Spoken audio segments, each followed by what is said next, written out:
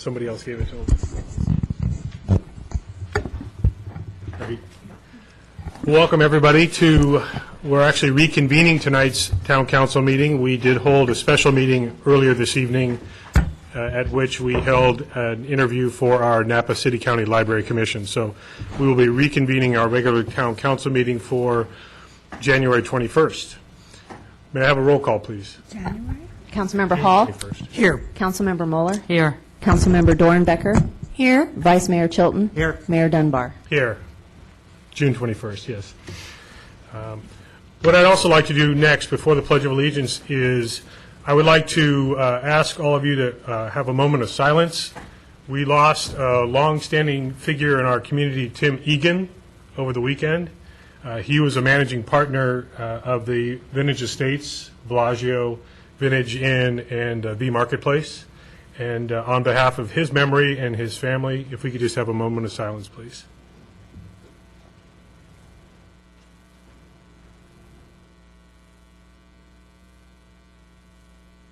Thank you very much. With that, please stand if you can for the Pledge of Allegiance. I pledge allegiance to the flag of the United States of America and to the republic for which it stands, one nation, under God, indivisible, with liberty and justice for all.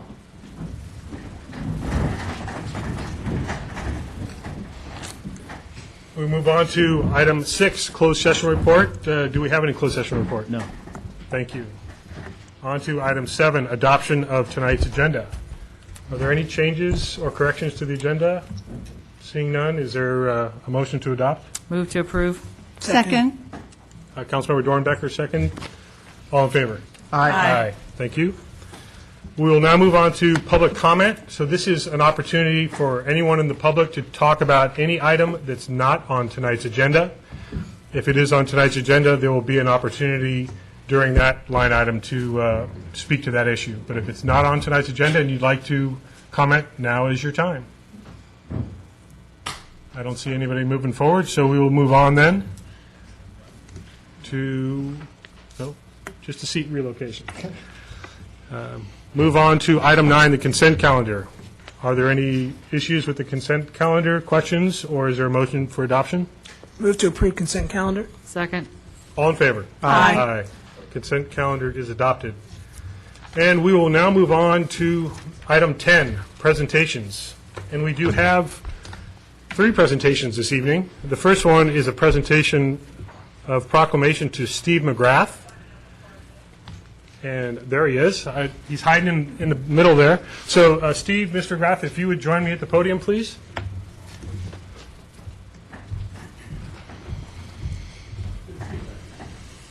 Well, thank you. So if you could just go ahead and stand over here so the folks at home and all around the world on the web can see you. And hopefully I can read this without my glasses up there.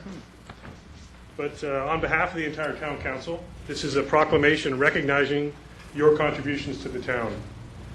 Whereas on June 1st, 1979, Steve McGrath opened his automotive repair shop located at 6752 Washington Street in the iconic metal-faced shop building that he rented for 32 years.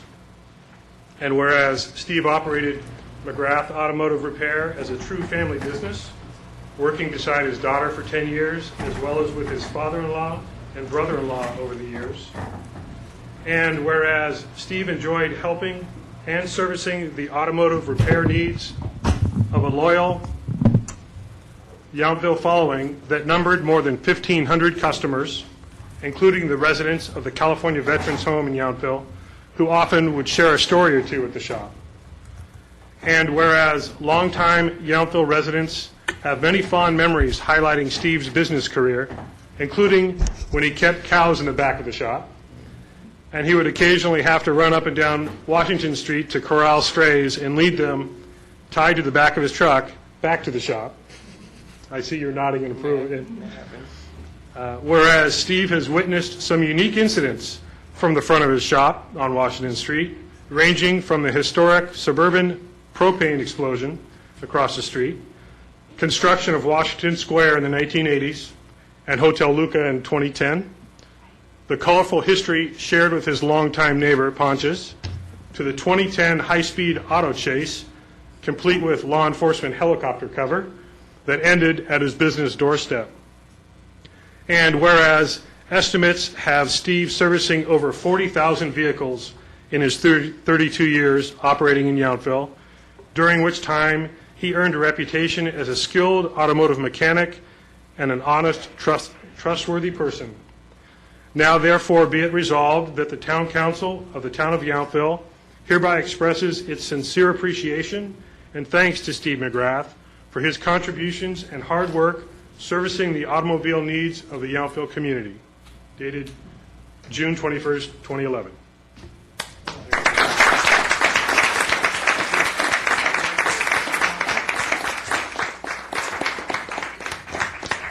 Well, it's always been my pleasure and honor to be working in this community, and I just wish I could have put in a few more years. Thank you very much. Very much. You're very welcome. Thank you.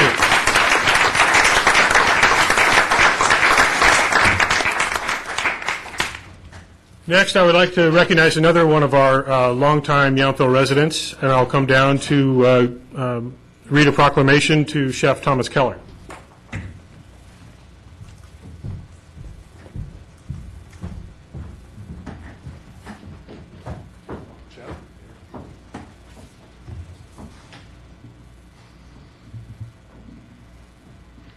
This is a proclamation recognizing the contributions of Chef Thomas Keller. Whereas in 1994, Chef Thomas Keller moved to Yountville and took over the operation of the French Laundry restaurant, which, under his direction, quickly gained international recognition due to his culinary skills and high standards, and that notoriety elevated the hospitality industry and helped put Yountville on the culinary map as both a wine and food destination. And whereas over the last 13 years, Keller has opened a collection of 8 restaurants and 2 bakeries, both in his hometown of Yountville, namely Bouchon in 1998, Bouchon Bakery in 2003, and Ad Hoc in 2006, and across the country in the cities of New York, Las Vegas, and Beverly Hills.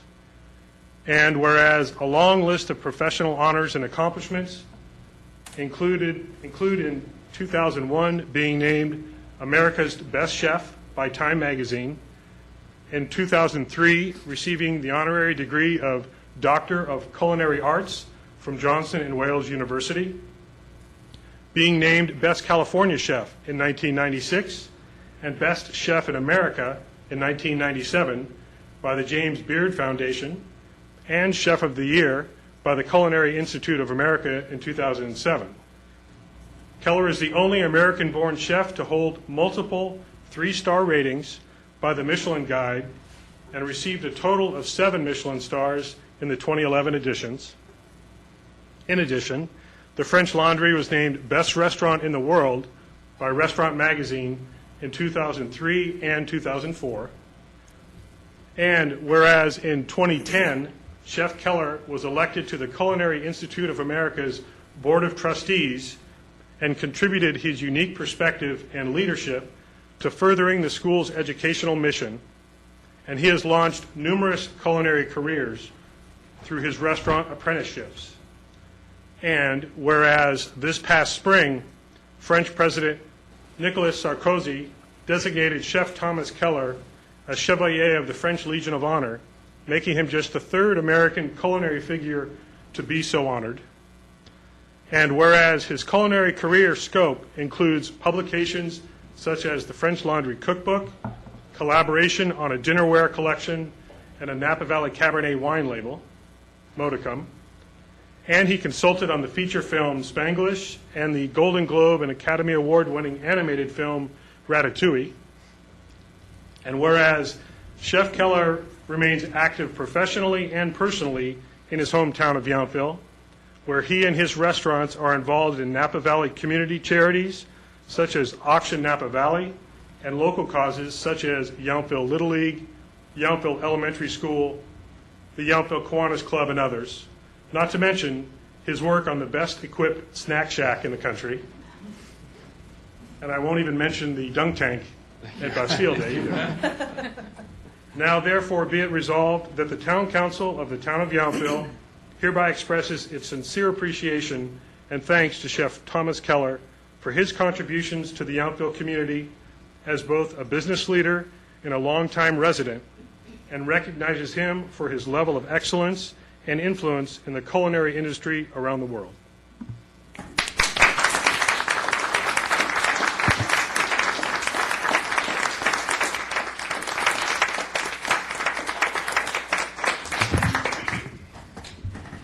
Wow, I don't know where you got all the information from. Thank you, Mayor Dunbar, Vice Mayor Chilton, Council Members Moeller, Dornbacher, and Hall, all my friends and neighbors here in Yountville.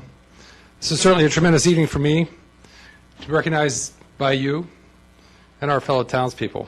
It certainly is a true honor.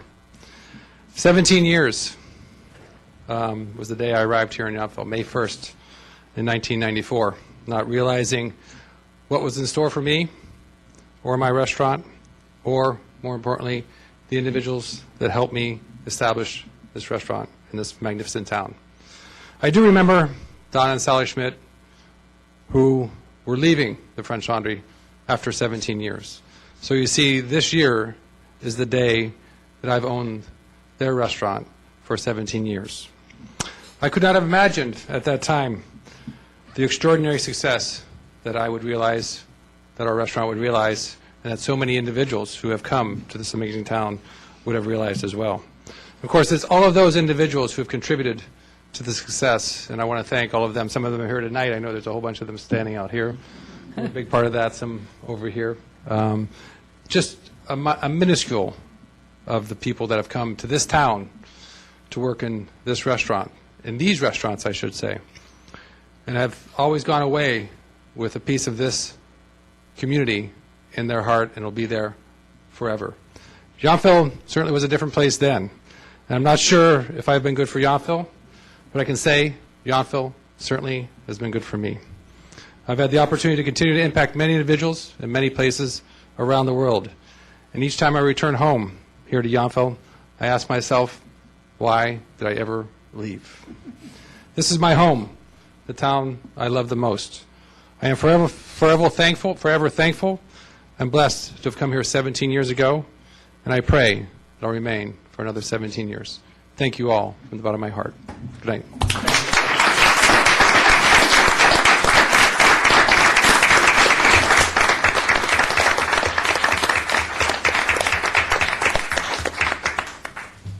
Thanks again to both Chef Keller and to Mr. McGrath for their long service to our community.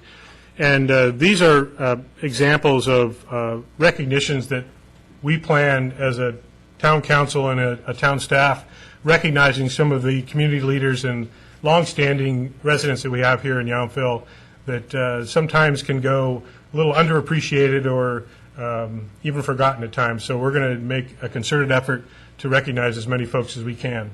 So thank you again. With that, I'm going to move on to the next proclamation, which will be designating July as Park and Recreation Month. And I will stay up here to read this one.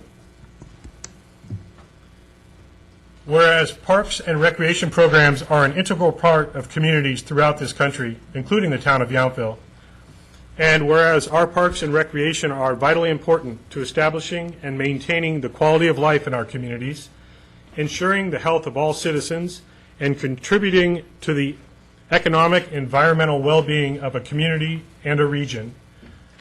And whereas parks and recreation programs build healthy, active communities that aid in the prevention of chronic disease, provide therapeutic recreation services for those who are mentally or physically disabled, and also improve the mental and emotional health of all citizens. And whereas parks and recreation programs increase a community's economic prosperity through increased property values, expansion of the local tax base, increased tourism, the attraction and retention of businesses, and crime reduction. And whereas parks and recreation areas are fundamental to the environmental well-being of our community, and whereas parks, and natural recreation areas improve water quality, protect groundwater, prevent flooding, improve the quality of the air we breathe, provide vegetative buffers to development, and produce habitat for wildlife. And whereas our parks and natural recreation areas ensure the ecological beauty of our community and provide a place for children and adults to connect with nature and recreate outdoors.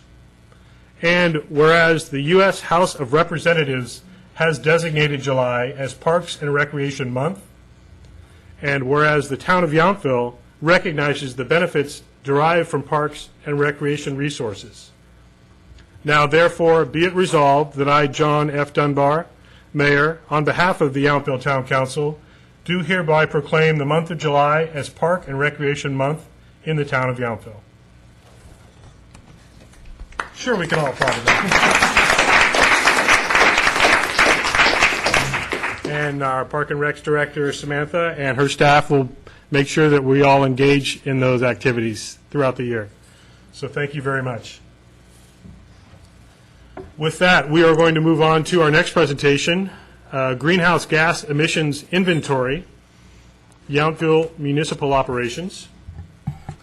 Do we have a staff report prior to that presentation? The town's participation in the Green Communities program resulted in the greenhouse gas emissions inventory for Yountville's municipal operations that's before you tonight. The town's participation in the program was made possible through funding of California utility customers, administered by PG&E under the auspices of the California Public Utilities Commission, and staff would like the record to reflect the funding source and thank PG&E for its support. Both ABAG and ICLEI are subcontractors to PG&E, and they offered assistance in completion of this greenhouse gas inventory. As noted in the staff report, the inventory will complement the community-wide inventory that was conducted in 2009. And while that inventory included municipal emissions, it did not provide a detailed breakdown that was achieved with this report. And the emissions inventory is attached to the staff report, and Carla Hansen, the town's Green Communities intern, is here to present the report to you. And actually, just before we get that started, I know we have some extra cables connected to things, so I did want to give you an opportunity to disconnect the right one so that we don't have any trouble as we move on. Yes. Yep. So, and with that, actually, we're ready for the presentation. Okay, thank you. As Sandra said, my name is Carla Hansen. I'm the Green Communities intern for the Green Communities program that's supported by PG&E and the Association of Bay Area Governments, as well as ICLEI, Local Governments for Sustainability USA. Before I begin, I want to thank the mayor and the council for giving me the opportunity to present my report. And I also want to thank Sandra, actually my utmost gratitude to Sandra. She's helped me over the last 4 months with this report, and it's been great, as well as many Yountville employees and staff that have helped me with data collection for this report. I also want to recognize Jerry Lahr, the Energy Programs Manager and from ABAG, and Joy Schaefer from PG&E. They're in attendance tonight. And let's get started. So this evening I'll be presenting a quick review of state regulations concerning climate change, what a greenhouse gas emission inventory actually entails, Yountville's emissions for 2005, and where Yountville can go from here with the 2 inventories completed. So quickly, the state of California has a number of climate mitigation policies that local governments are subject to. The AB 332 scoping plan specifically recommends a greenhouse gas emission reduction goal for local governments of 15% below today's emission levels by 2020. SB 375 calls for the Air Resources Board to establish regional transportation-related greenhouse gas targets and requires metropolitan planning organizations to develop a regional sustainable community strategies for land use, housing, and transportation policies that move the region towards its reduction targets. Also, of course, SECRA guidelines were updated to include climate change as one of the impacts that must be accounted for in development projects. With that, local governments can reduce their energy consumption by quantifying emissions coming from local government operations.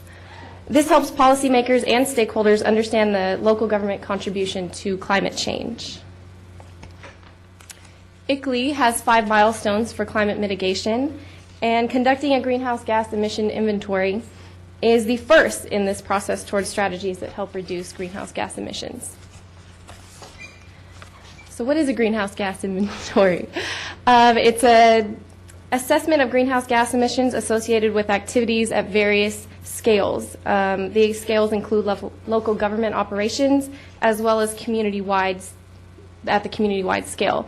And as Sandra said, Yountville completed a community-wide inventory in 2009. The local government inventory is a small subset of the community-wide inventory and usually accounts for 1% or less of community-wide emissions total. The main motivation for conducting a greenhouse gas inventory is to demonstrate leadership in the climate mitigation and realize potential cost savings from energy efficiency and resource conservation measures that also result in greenhouse gas reduction. From a climate action planning perspective, an inventory is crucial because it helps determine your current carbon footprint and predict future emissions. These predictions can help inform targets of future greenhouse gas emission reductions and strategies to achieve those targets. This particular inventory was guided by the Local Government Operations Protocol, which is a standard created by ICLEI, the California Climate Action Registry, and the National Climate Action Registry, and it was officially adopted by the Air Resources Board in 2008. This standard tells local governments what needs to be inventoried, what methods are used to establish emissions, and how emissions can be reported. So each of these greenhouse gas emissions has a different global warming potential. A global warming potential is defined as the heat trapping ability of each greenhouse gas related to carbon. For example, the global warming potential of methane is 24, and the global warming potential for carbon is 1, meaning that methane is 24 more times more potent than carbon in terms of heat trapping. So given that the different global warming potentials of these greenhouse gases, the emissions are reported as carbon dioxide equivalent, or CO2e. This unit is derived from multiplying the non-carbon greenhouse gas by its global warming potential. Basically, that means that 1 metric ton of methane is equal to 24 metric tons of CO2e. And basically, converting emissions of non-carbon gases to units of CO2e, CO2e allows greenhouse gases to be compared on a common basis. So you'll see that a little bit later in the report. So the LGO protocol breaks down emissions by scope.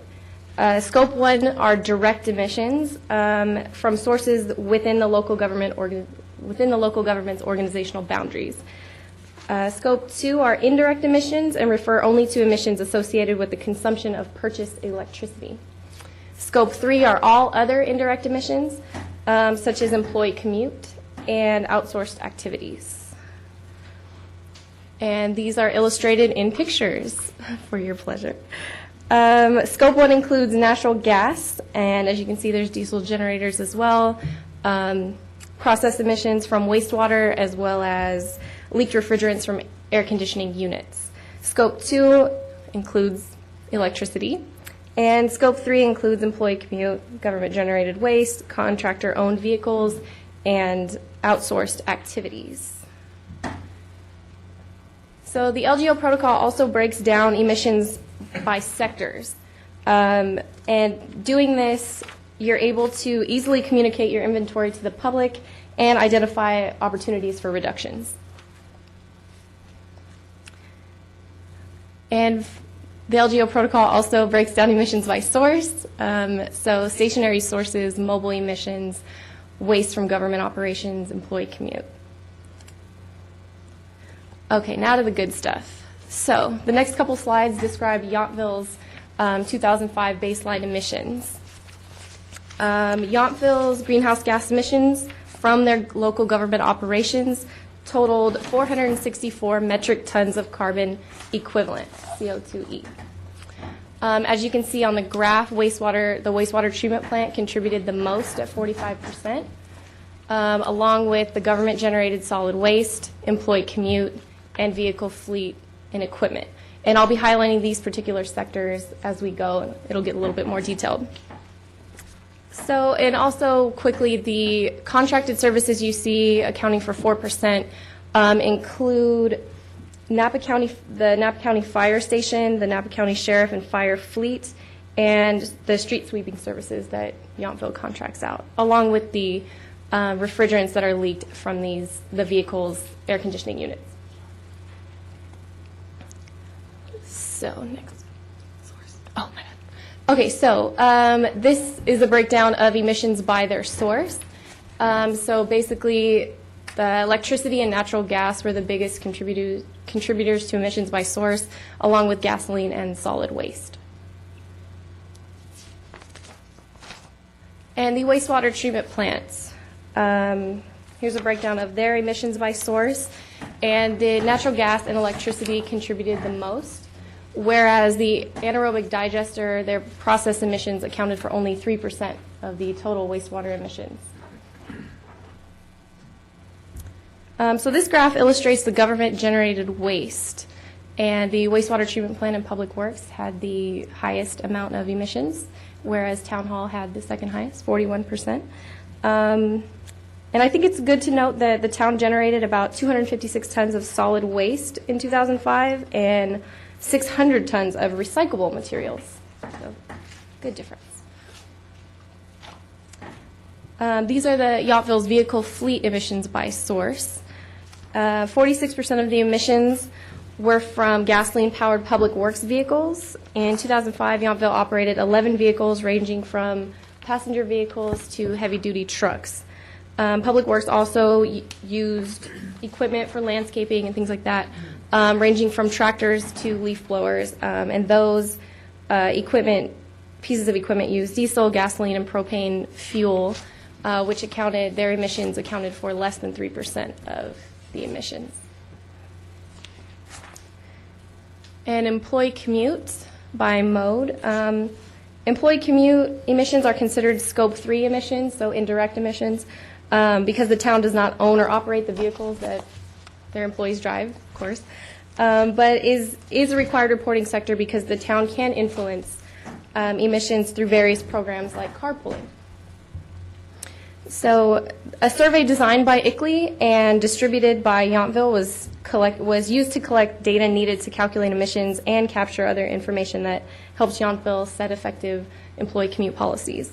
The survey yielded a 56% response rate. So of the 25 Yountville employees, 14 responded, and the habits of the other 11 employees were estimated to get these emissions.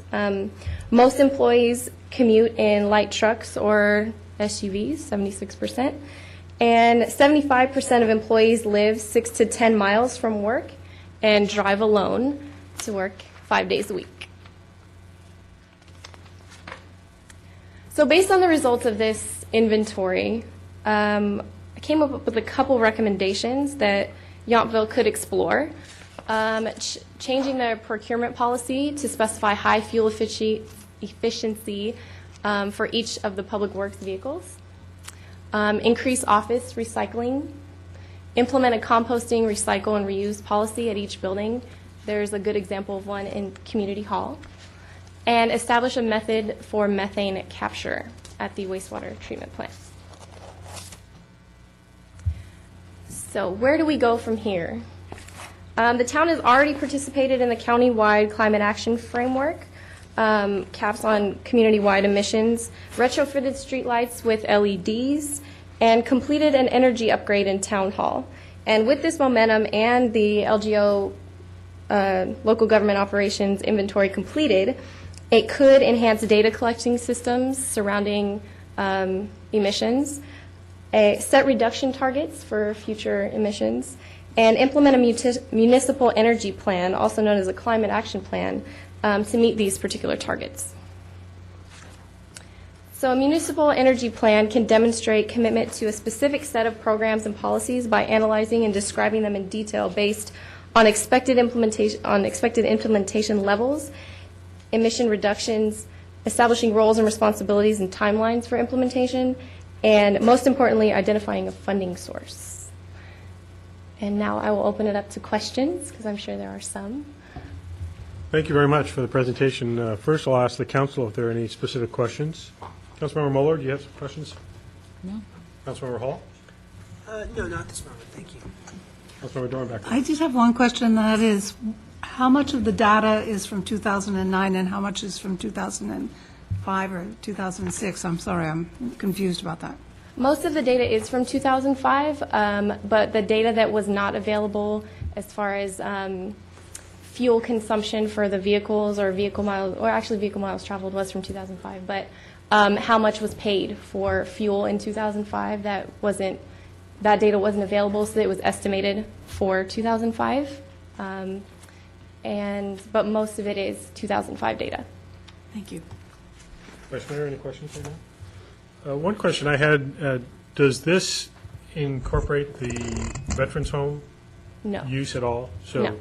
those, I guess being a non-scientist, I can't quite understand how the emission can stop at the edge of the Veterans Home and be calculated in town. So Exactly. I'm sure there's an influence, but we don't really control or monitor directly Exactly. their use. Is that right? Well, no, these were specifically the Yountville municipal inventory, so it's city buildings and city emissions versus state-controlled regulations, although it did have information on the wastewater, or the the water treatment facility, because that is water that provides water to all the residents in town, even though it's administered by the Veterans Home. Okay. Great, thank you. I would offer it up to any members of the public. If you have any questions about this report or a comment, we'd welcome that at this time. No? Seeing none? Thank you very much. Very thorough report. I know that we'll be monitoring this topic for probably years to come. I do just have one additional bit of information. As the council knows, we do have a CIP project that will actually move forward with a plan to recapture the methane at the wastewater treatment plant. So that will be a positive step going forward in that area. Great. Thank you very much. Thanks for being here. And that wraps up our presentations for this evening. We will move on to agenda item 11, which is the first of our two public hearings. And before we move on to that item, I will announce that I'm going to be recusing myself from this item, the item being Vineyard Oaks Master Development Plan Amendment 1901 Yountville Crossroad. Because my residence is within 500 feet of this property, I am abstaining from any of the presentations or dialogue related to this item, and I will ask that Vice Mayor Chilton chair this item. Thank you, Mr. Mayor.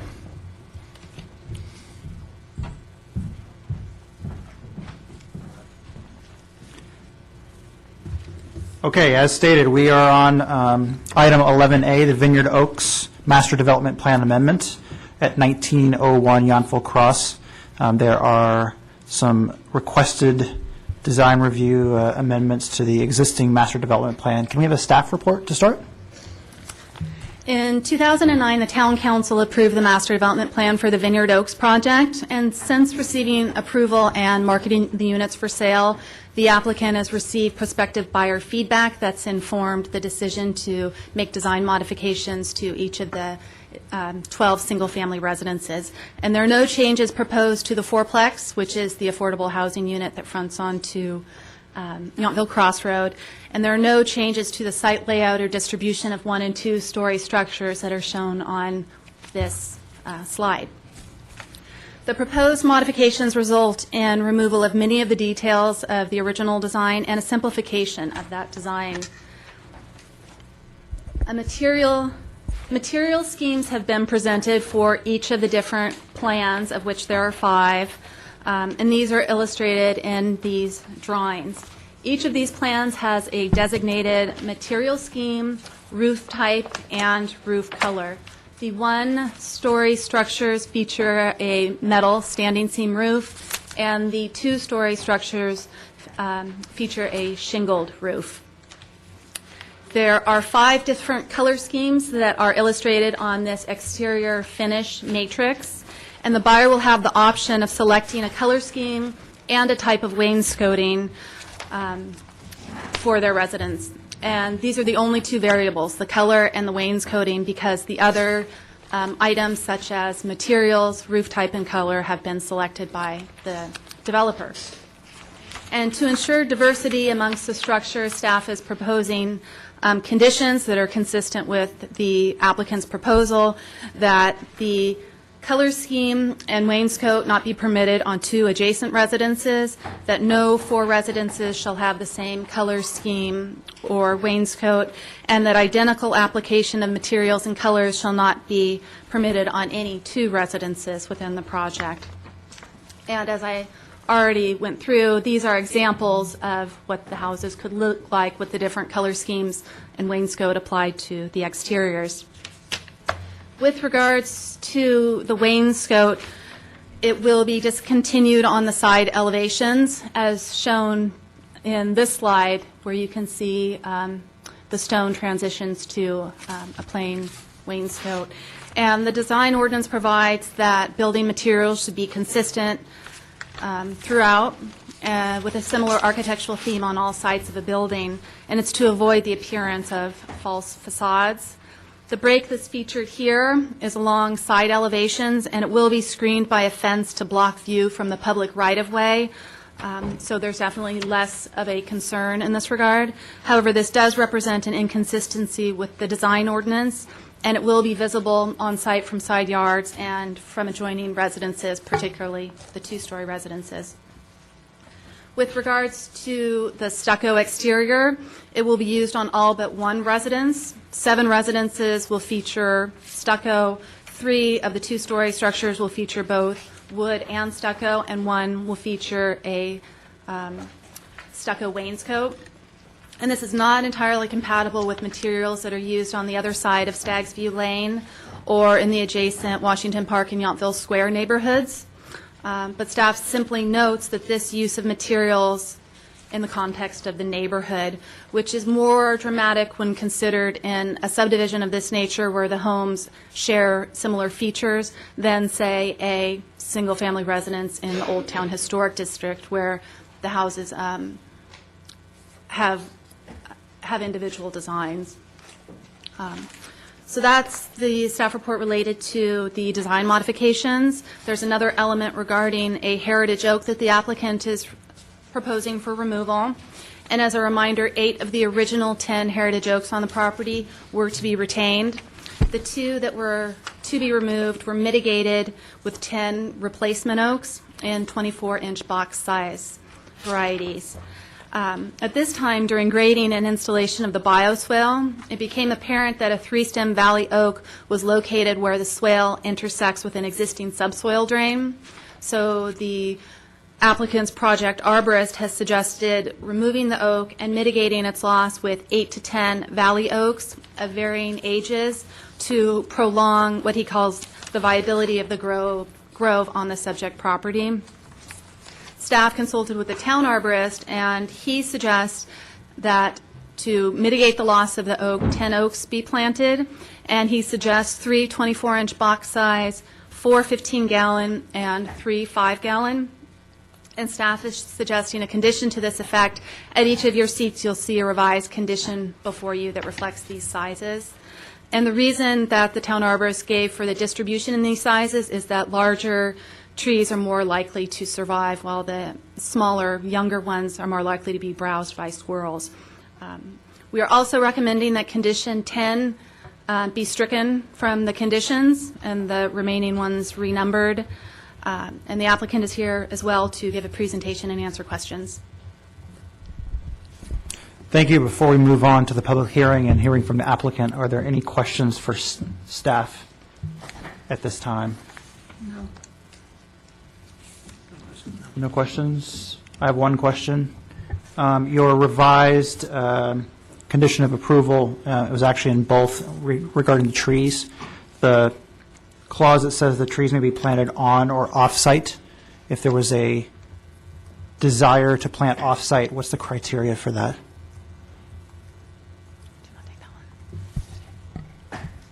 The locations of the trees were not designated, and at the time the staff report and conditions were prepared, we wanted to leave flexibility for the option that the trees be provided at that ratio, and perhaps some of them could be off-site if there were not sufficient room on-site. So is it the applicant's responsibility to find an off-site location that's suitable? That would be the staff approval. They would propose and you would approve? They would yes or provide no? the trees, and we would provide the locations. The town would provide the locations? Okay. Any other questions? We will open the public hearing, and I will first ask the applicant or their representatives if you would like to come up and speak. Mr. Knight? Good evening. Thank you, Vice Mayor Chilton, council members. Appreciate the opportunity to review this project with you again and just to go over a few points. And I just wanted to, in case you have any other questions, there are a few people here that have a little bit more expertise than I that could speak. Bob Massaro is here from Healthy Buildings, and Rebecca Conrad, who's an architect in his office, and Alexis Jackson is an interior designer that has worked on the interiors and for our project, as well as here to answer questions, as well as my brother Brian and my wife Peggy are here this evening too, and Jason Louris, who's helping us out with legal work. And so thank you very much. I just briefly, I just want to say that we received a master development approval 2 years ago. And I think it's been over the last few years that we, in looking at the project, talking with potential buyers and having that time, we realized that there was some improvements we could make to the exterior elevations that we felt that would help the project blend better into the vineyard setting, into the neighborhood, and also to make some corrections or some changes to roof lines that would actually improve a little bit of the view corridor as well. So we spent that time, and as we prepare to get ready this spring to do the site improvements, we came in to talk to staff, and then they recommended we come back to Zoning and Design Review Board and to you to review these exterior elevation changes. So we were happy to do that. Last week we had a good meeting with the Zoning and Design Review Board. They helped us clarify I think for you, our color selections. So for the plan, we've made it clear that basically for the two-story houses, they'll have a very high-end dimensional comp roof. All the one-stories will have a standing seam metal roof that'll be color coordinated with the finishes and the designs. And as Sandra talked about, we've actually, for every one of the homes, we have a specific color scheme and color scheme and paint for each design. The variations that will occur from buyers they'll be able to choose the wainscoting difference, but as the staff has done a very good job, and their staff report has shown that while each home's roof selection will be made for the buyer, and the color and materials will be chosen for the buyer, they'll be able to vary maybe the wainscoting on the homes, and that will be limited to no homes being adjacent, and only maybe a maximum of 3 of one type of wainscoting throughout the whole project, so there's variation.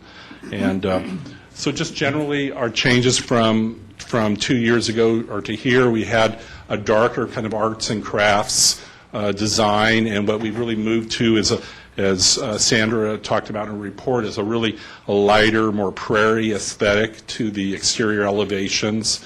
Like I said, I think this design and its cleaner, kind of a simpler look blends better to the neighborhood, to the vineyard setting, and what we've done is not necessarily, we did not compromise on any features or adornment. What we did was basically change out to some very high-end and expensive finishes, like the standing seam roof, and doing a Santa Barbara stucco finish that like in the plan approved 2 years ago, we had 8 of 13 homes that had stucco on them. Now we have 10, but of those 10, 2 of them are of the 3 two-stories, they blend a stucco wainscoting feature, much like, I don't know if you, in Old Town, if you see Glenn Silliman at Adams and Yount did that design where he had a stucco finish on one floor and a wainscoting on another, and it's a nice blend. And so that's what we'll be doing on the 2-story homes. So all these homes have these features. Sandra addressed the issue of the wainscoting. These homes have like 5-foot side setbacks, so we are the standard 5 to 7 foot side setbacks. So the wainscoting appears on the front elevations, the rear elevations. It's wrapped. It's designed into the gate features, and it does wrap around. We've just felt that with the narrowness of the yards that we could get the feature, the wainscoting feature look.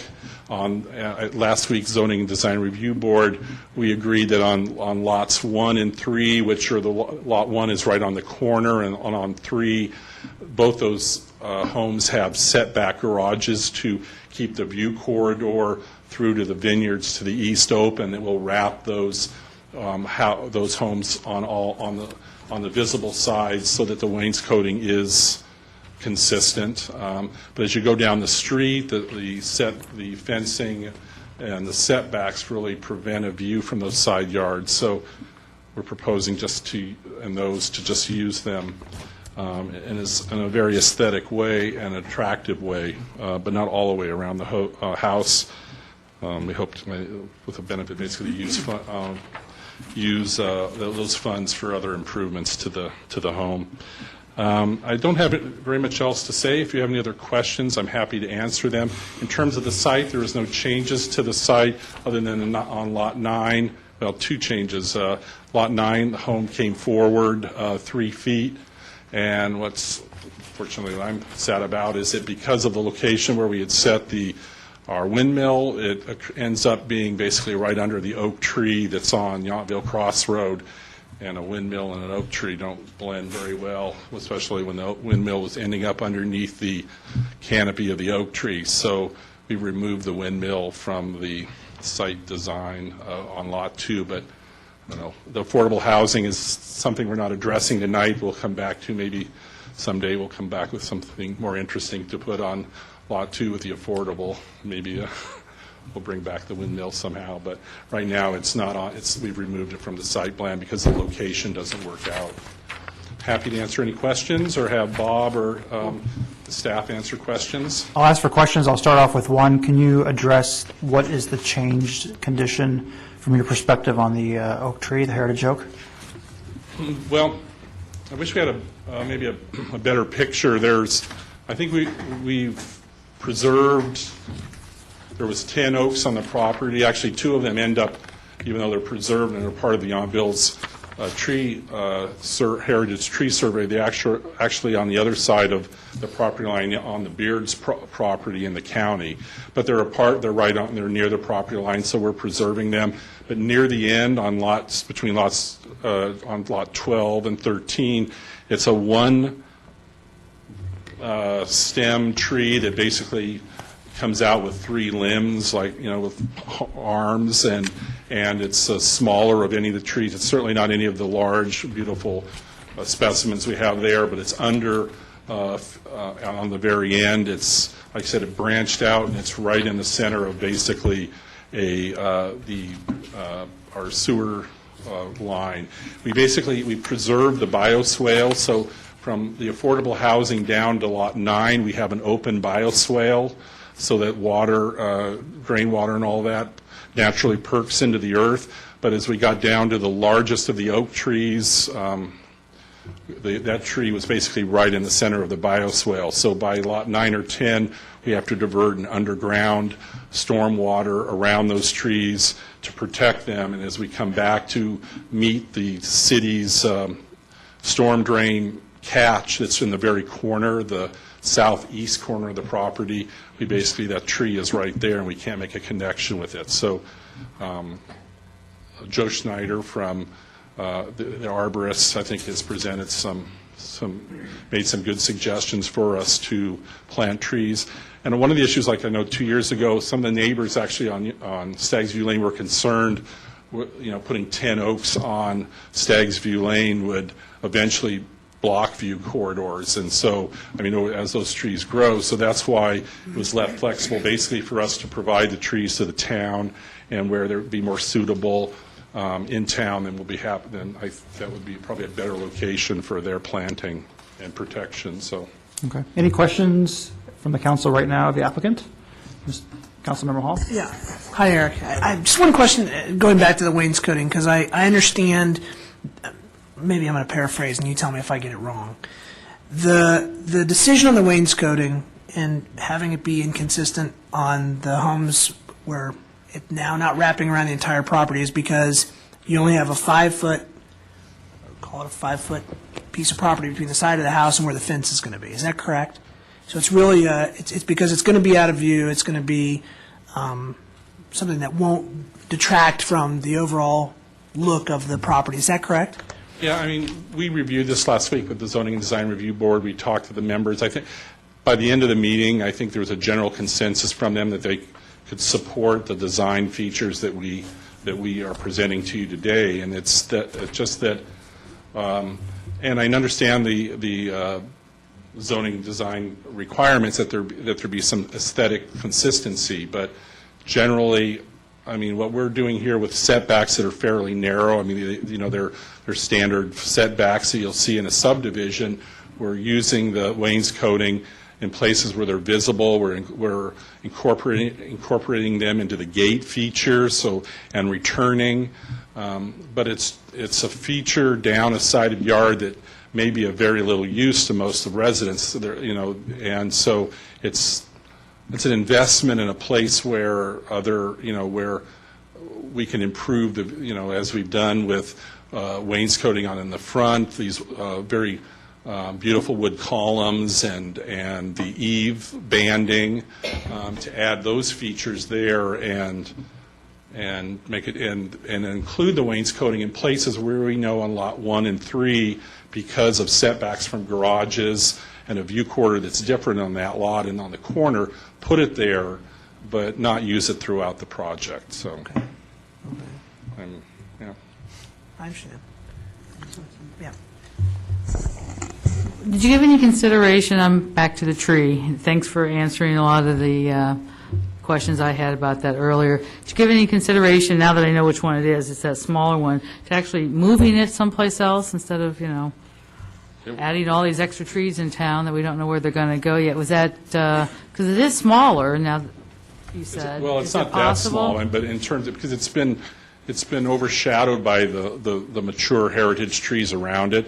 It does have like an 8-inch trunk. I don't think getting back there on the vineyard, I don't think it's something that Joe Schneider thinks that we could remove. I think what he's made is suggestions by giving the town an opportunity to have much more mature oak trees and creating maybe if it's possible when we're done, a smaller grove back there, as well as planting it throughout town, that was a better choice. I don't think that tree will come out, and it's not something we honestly considered, but it's also that tree is in a grove of other trees underneath the other ones, and I think it'll be difficult to get in there to do that type of work without damaging and putting equipment on root structures of the other trees. So what happened was you didn't realize where the bioswale was going to meet up with the town drain system. I'm trying to figure out exactly what happened that we didn't know about before. That property is unique in the fact that we have easements all over the parcel. We have an easement that runs down the east side, 10 foot for the sewer. We have an easement that runs up through the center of the property. There was a sewer easement put in 56, and in the early 1990s when Ron Holman built Staggs View Lane, they put a 15-foot storm drain easement at the very end of the property and in the center of the property, and at that time Ron, when he put that storm drain easement on the south end of the property, basically put the box down so the water would flow down and through Beard Ditch. And so we have a height and a point we have to meet where our stormwater gets to, and we come around a number of the very large oak trees and have to return to meet that storm drain box, and that tree is within a couple feet of basically and right in line with that storm drain pipe entering the storm drain box. There's just not anything we can really do about it. So. Okay, thanks. Yeah, I mean, at the time the town did an inventory, they said there was 10 trees. Actually, I knew there was a lot out there. I didn't realize until we walked around. We realized a couple of them were actually in the county. There's most of them are very, very large. There's some smaller ones. I mean, this one is actually one of the smallest ones because it's been under the canopy of the larger trees. So its growth has been it's not, so we're doing the best we can, and I think we can put trees in other places in town and possibly on the property that will benefit the neighborhood and the community. Okay, thanks. Yeah, thank you. Councilor Dornbecker? Yes, I had a question about the tree, and when you have that tree removed, isn't there a possibility of damaging the roots of the other trees as well anyway there? I'm not an expert. I know we were using Joe Schneider from I've forgotten his business name. He's in Calistoga, but I mean, he's been an arborist for 25 years or more, and his father, and I'm sure he's been out actually as we do construction, we do any work around the oak trees. He's there. He has staff there as a part of our mitigation measures to protect the oaks and the roots.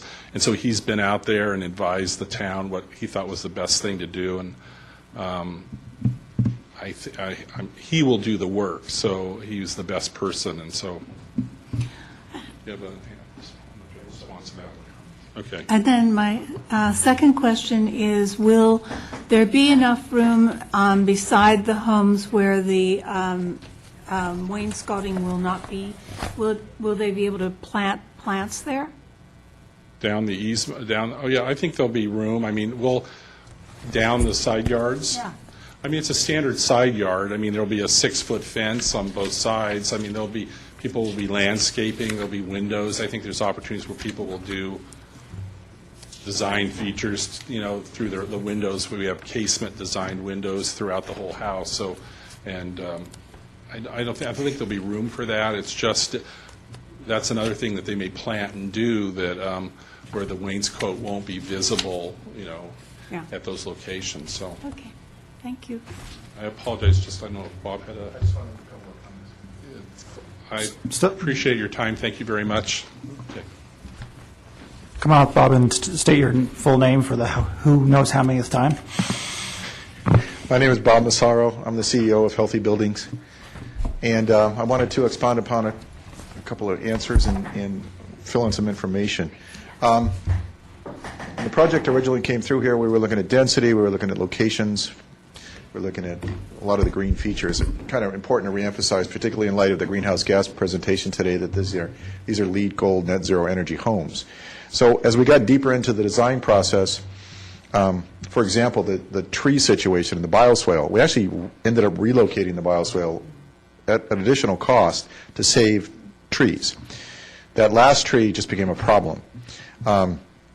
So we looked at ways to mitigate it and ways to move the bioswale. And as Eric said, because of the elevation of the box that was previously set there, there was no way around it. There's nothing else we could do except lose that tree.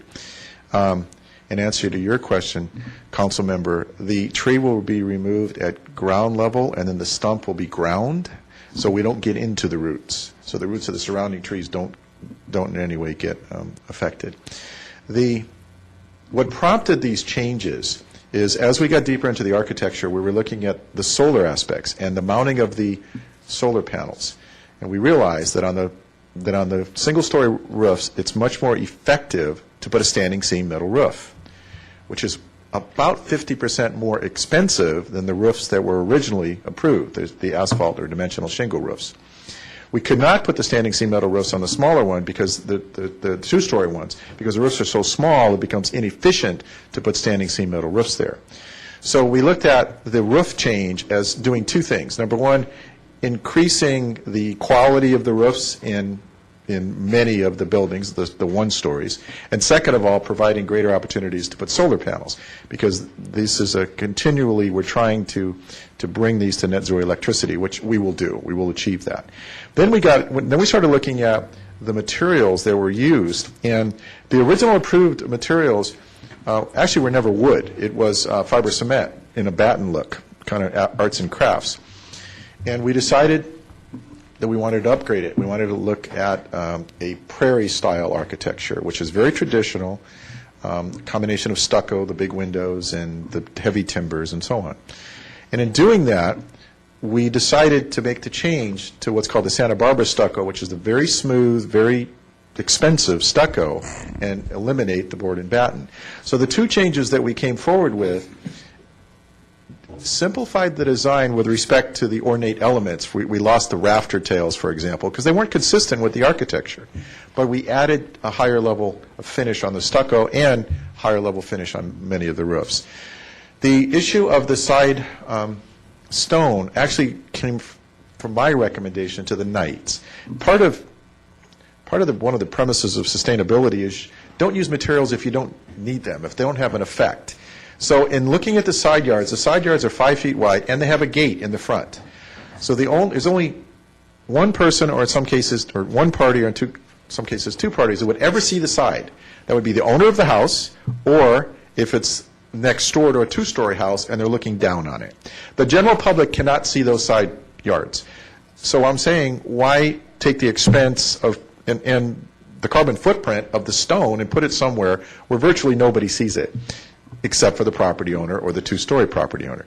So in that case, if a property owner came to us and was interested in buying one of these houses and said, you know, I like it, but put stone on the side and I'll buy it, unless you wanted me to come back and ask you if I could put stone, we would put stone there.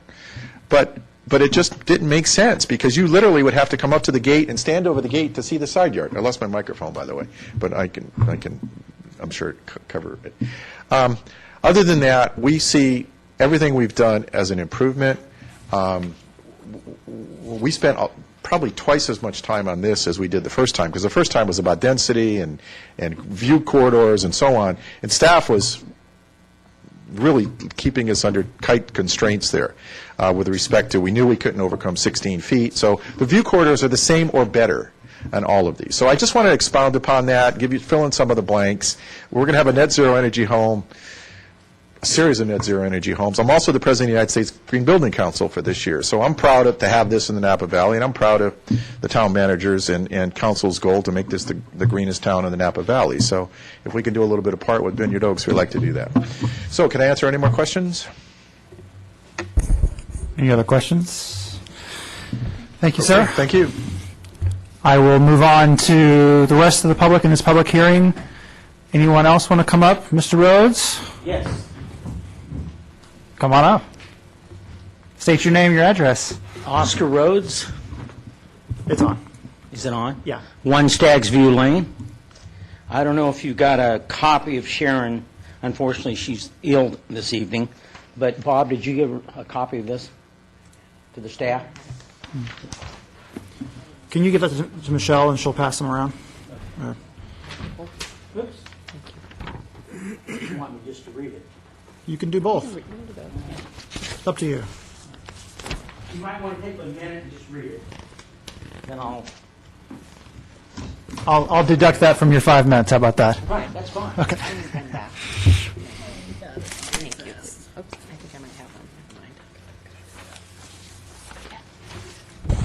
And Oscar, if you could go ahead and actually read it, just since we're reviewing it and the public who's not here can have an idea. Okay, you can paraphrase if you'd like. Basically, she made a little comment that it's been 5 years, and we're getting on and off this, and that. And the final, as she calls it, was completed, and we were happy. We were going to do what we can do. I've got a lot of respect for the Knights, and everything was fine, but she's got a lot of questions, and I have a couple of questions, and I think Jim's here. And that's a flood zone, and I question these 600 square feet to 1,100 square feet basements that they might be able to rent out. That's very questionable to me. I've lived there for over 13 years, and I know it floods.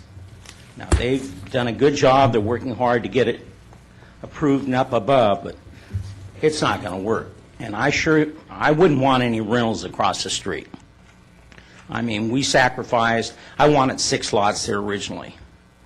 And so it went to 13. Fine. But there's a lot of questions in my mind. And what basically I like to do is, I think Jim's here tonight, but there are a few people that call me in the neighborhood that want an extension that we can all sit down and discuss it. I don't have all the answers, basically, is what I'm saying. But there are a lot of questions. So I'll leave it at that. And if you have any questions for me? Not right now. Mr. Sales, you want to come up next?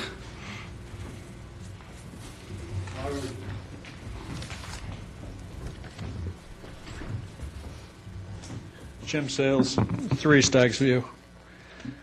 I don't really have anything prepared to say, but I feel the same way. I feel like we went through this whole process for 5 years, and we gave in. We made some concessions. We said, "Okay, great, build it," and then we seem to keep winding up here, and it's dragging on, and I'm not sure what.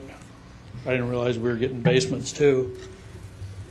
So, yes, I have a lot of questions. We need some time. Thank you. Yes, ma'am. Angela Hayes, I live at 9 Staggs View Lane. I didn't know about the basements either. It's news to me, and I'm very much against them.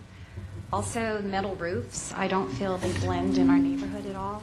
And the stucco exterior, there's not one house in our neighborhood that has stucco, or in Washington Square Park homes. I don't feel like the changes even blend, and that really concerns me. It's going to look funny.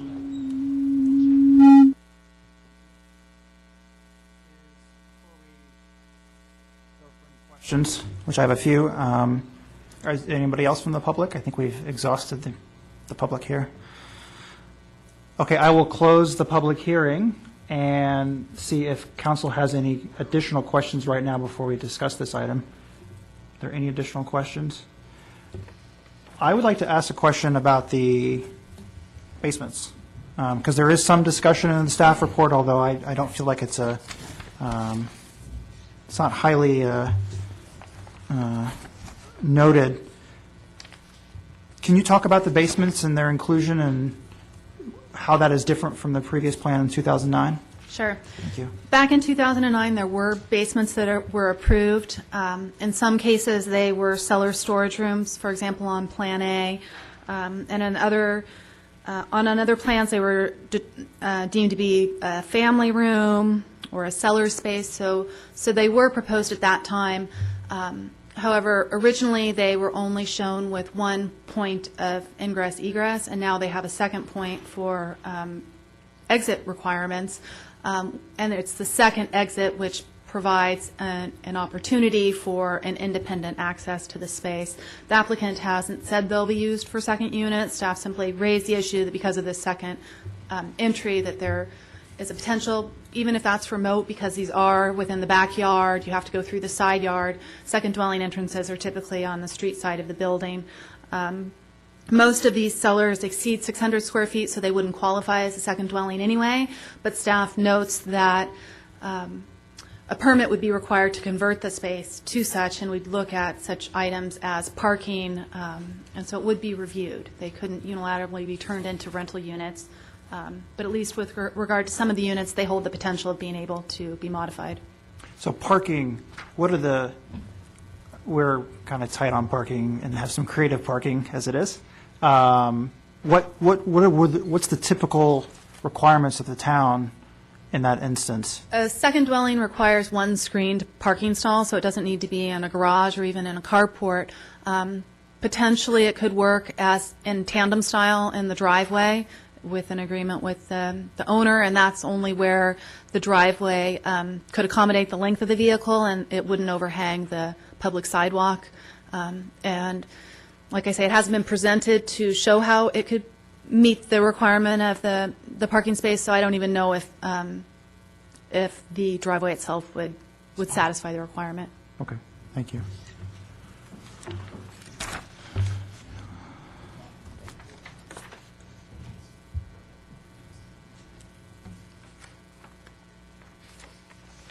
Okay.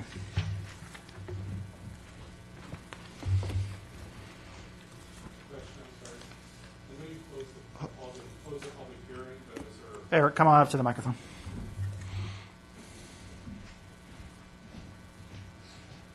I'm sorry, I'm not sure. Eric Knight, 6638 Jefferson Street. I know you closed the public hearing, but I just want to be able to address a few of the questions. Maybe Bob will. First of all, in terms of the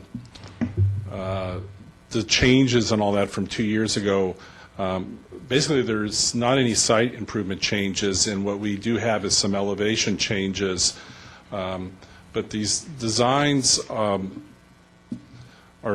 very consistent. I mean, I think I included in my letter with you that I think in the last 2 to 3, or in the last 4 to 6 zoning and design review board approvals, the board has approved homes with stucco on Yountville Crossroads, on Monroe, on Padrone. 2 of those 3 have standing seam roofs. They are spread out throughout the town, but our zoning ordinances, and I think Sandra and Bob have stated clearly in the staff's report that there's not one consistent design element that Yountville has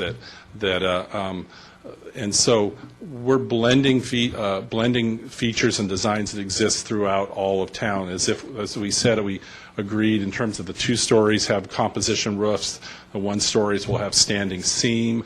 2 years ago, the project was approved with 8 of the 13 homes had stucco. Now we're at 10, but of those 10, 3 actually blend stucco and siding on them. So there's really we're actually at about the same numbers. 2 years ago, we did approve or talked about basements, and I think our egress was a typical egress. The design feature that came out of the Sunken Gardens was really the homes, if a buyer does choose a below-grade space, which could be a family room, a wine cellar, wine tasting room. The Sunken Garden exit from the rear is just really a luxurious way into the backyard for basically to meet code requirements for egress. It's in the backyard. To be honest, I think about this project a lot. I hadn't thought about second units until the staff report, because 1 second units are a administratively approved use permit. If our broker or a buyer came to us and said, wow, can I have a second unit, our broker would probably, protecting her license and responsibly say, go talk to the town of Yountville, because that's a permitted process and there's legal requirements. It's not something, the basement space is really a luxurious addition to this property that's not, by the town zoning and design code, is not calculated in FAR. It's below grade space. It's legal space. Our design feature is is to add something for buyers that would be an interesting design feature for the home if they choose it. Bob can talk all about the new technology and all the technology designed to protect basements. Actually, the gentleman that lives, Mr. Terrence Finn, that lives at 1 Staggs View Lane, 1 Landy Lane, the home that was built, has a basement in his home and has a drain system that he actually says has improved drainage around his property. He's had that basement and a drainage system in place for 6 or 7 years.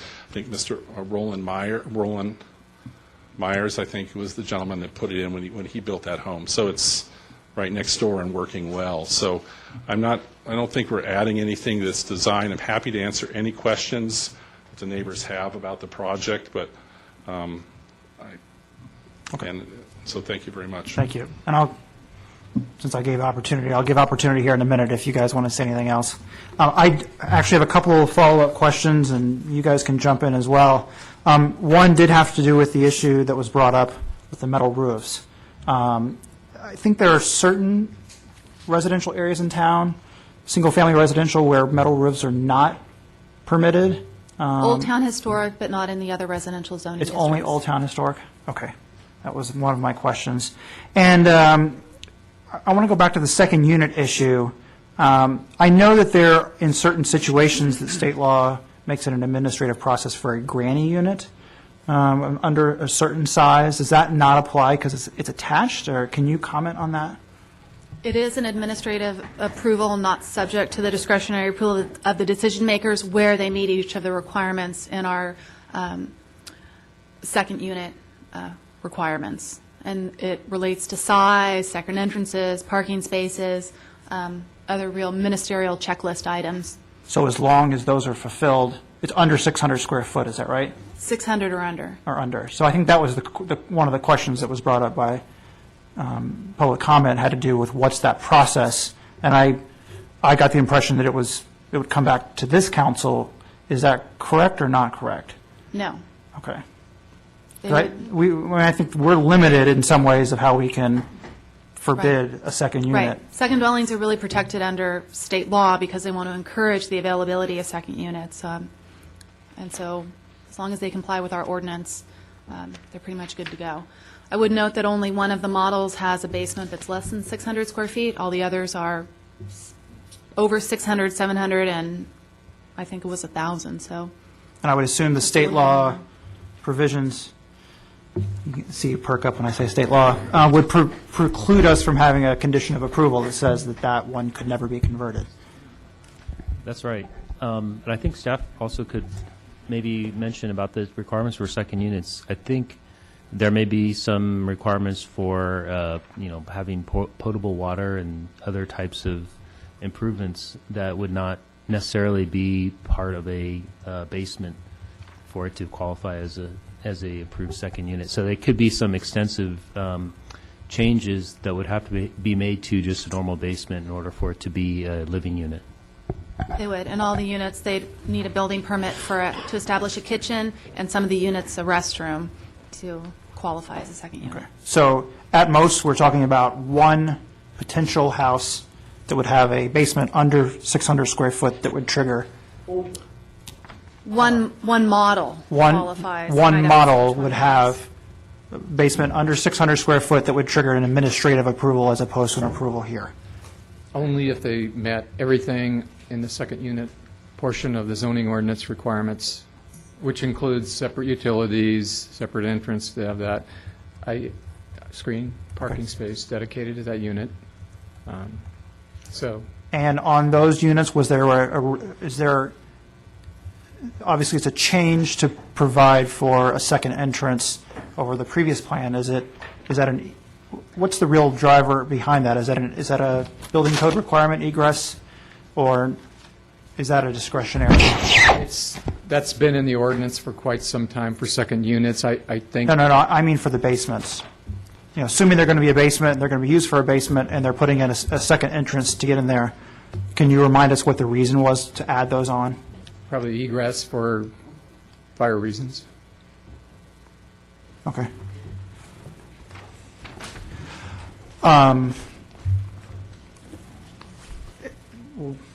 Any other questions right now before we? I have a question, please. And that is, how deep would a basement be, and how would that interact with the bioswale? The bioswale is on the extreme east portion of the site, and these are the houses, as they're shown on the site plan up there, are not really involved I see. with that. I see. The idea on the bioswale is that the drain water is collected and it runs through a grassy swale where sediments drop out before it is introduced into the storm drain system. So it's clean water going into the storm drain system and eventually the river. Thank you. To make our attorney happy, I'll recant my statement that the public hearing is closed. And Mr. Massaro, do you want to make a statement? Then I'll let anybody else make a statement if they would like to. Mr. Vice Mayor, thank you. Another clarification point. In the original design, we had a second mode of egress out of the downstairs spaces that was 5 foot wide. There was a door there, and then there was a ladder going up the side of the wall. And it was there for ventilation and for emergency egress.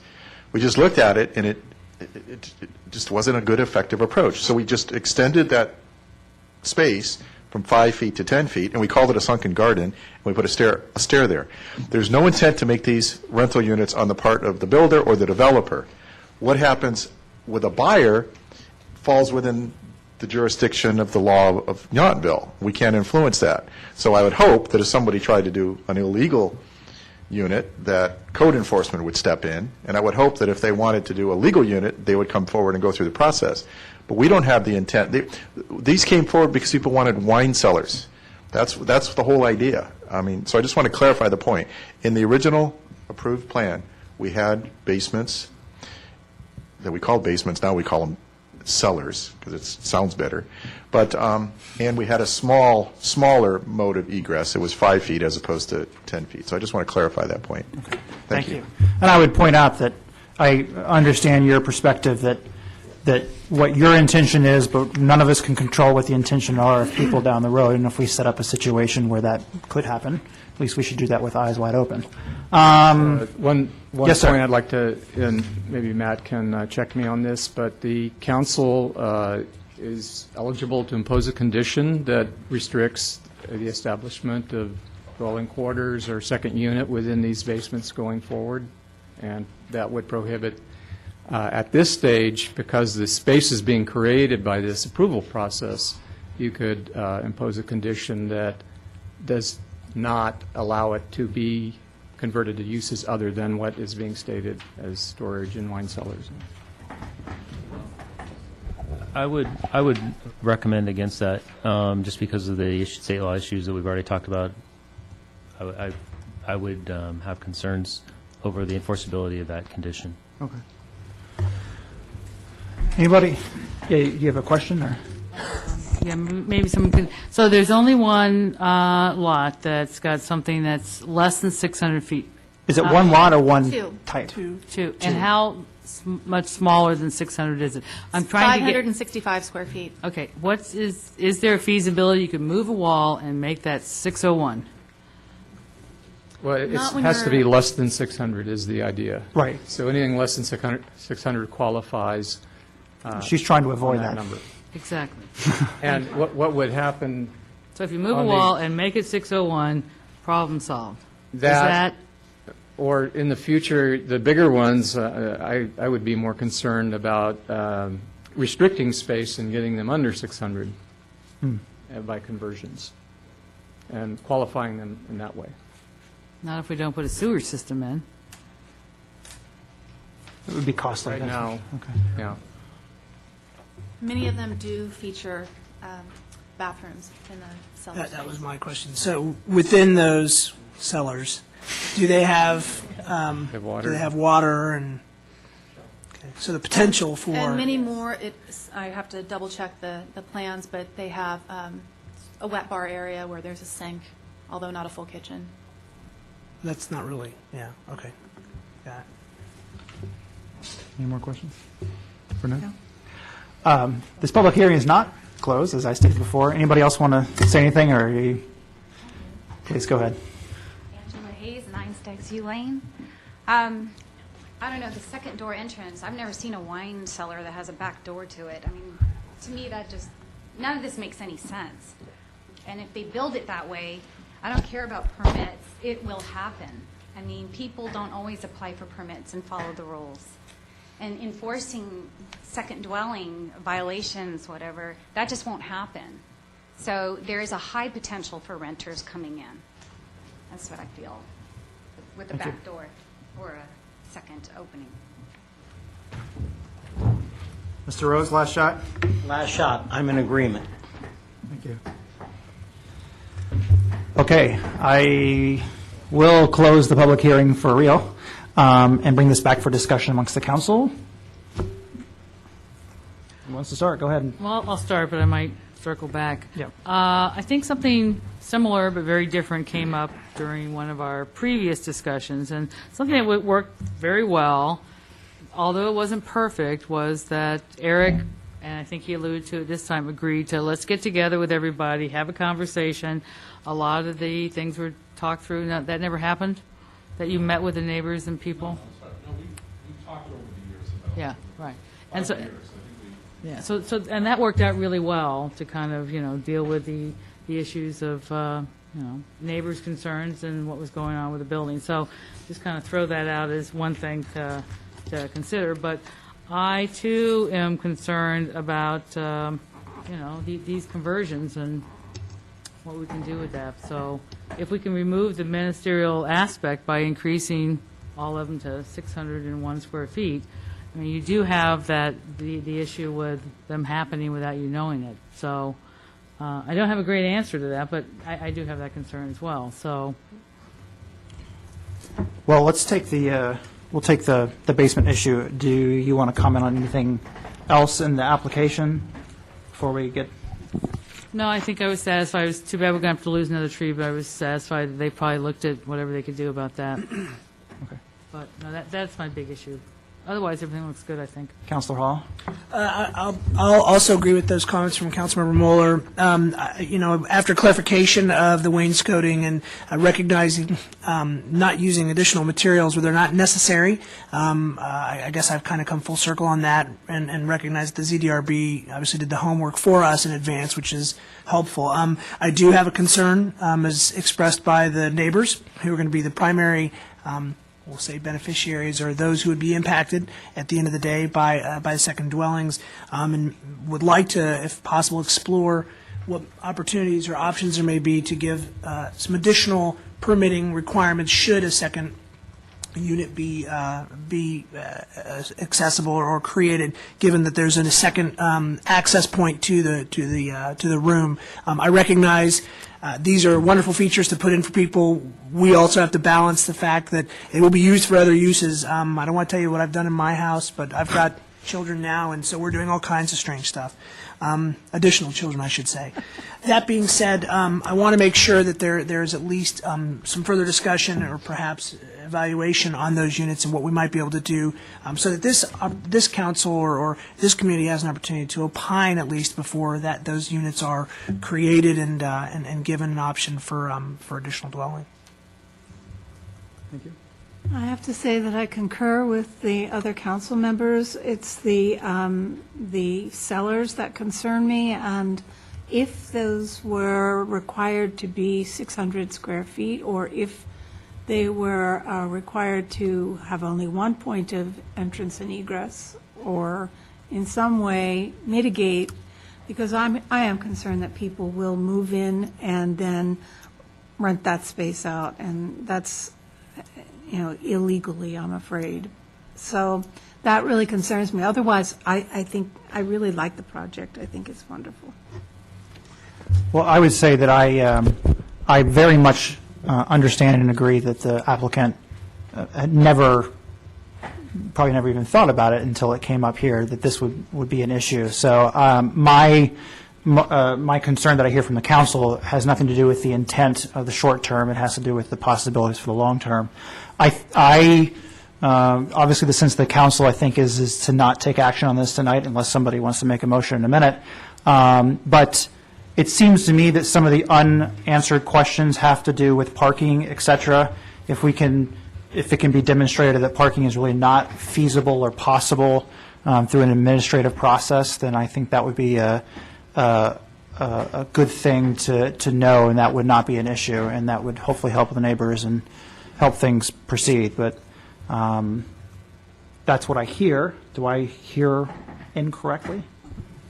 Mr. Vice Mayor, I don't know what the procedure is, but we need to make a statement or a comment, because this project will come to a screeching halt because of this basement issue. May I address the council? Come on up.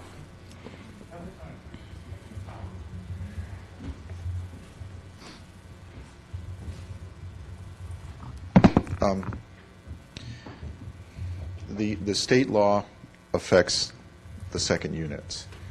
I'm not here to comment on the state law. We have two attorneys in the office, in the room that could do better on that.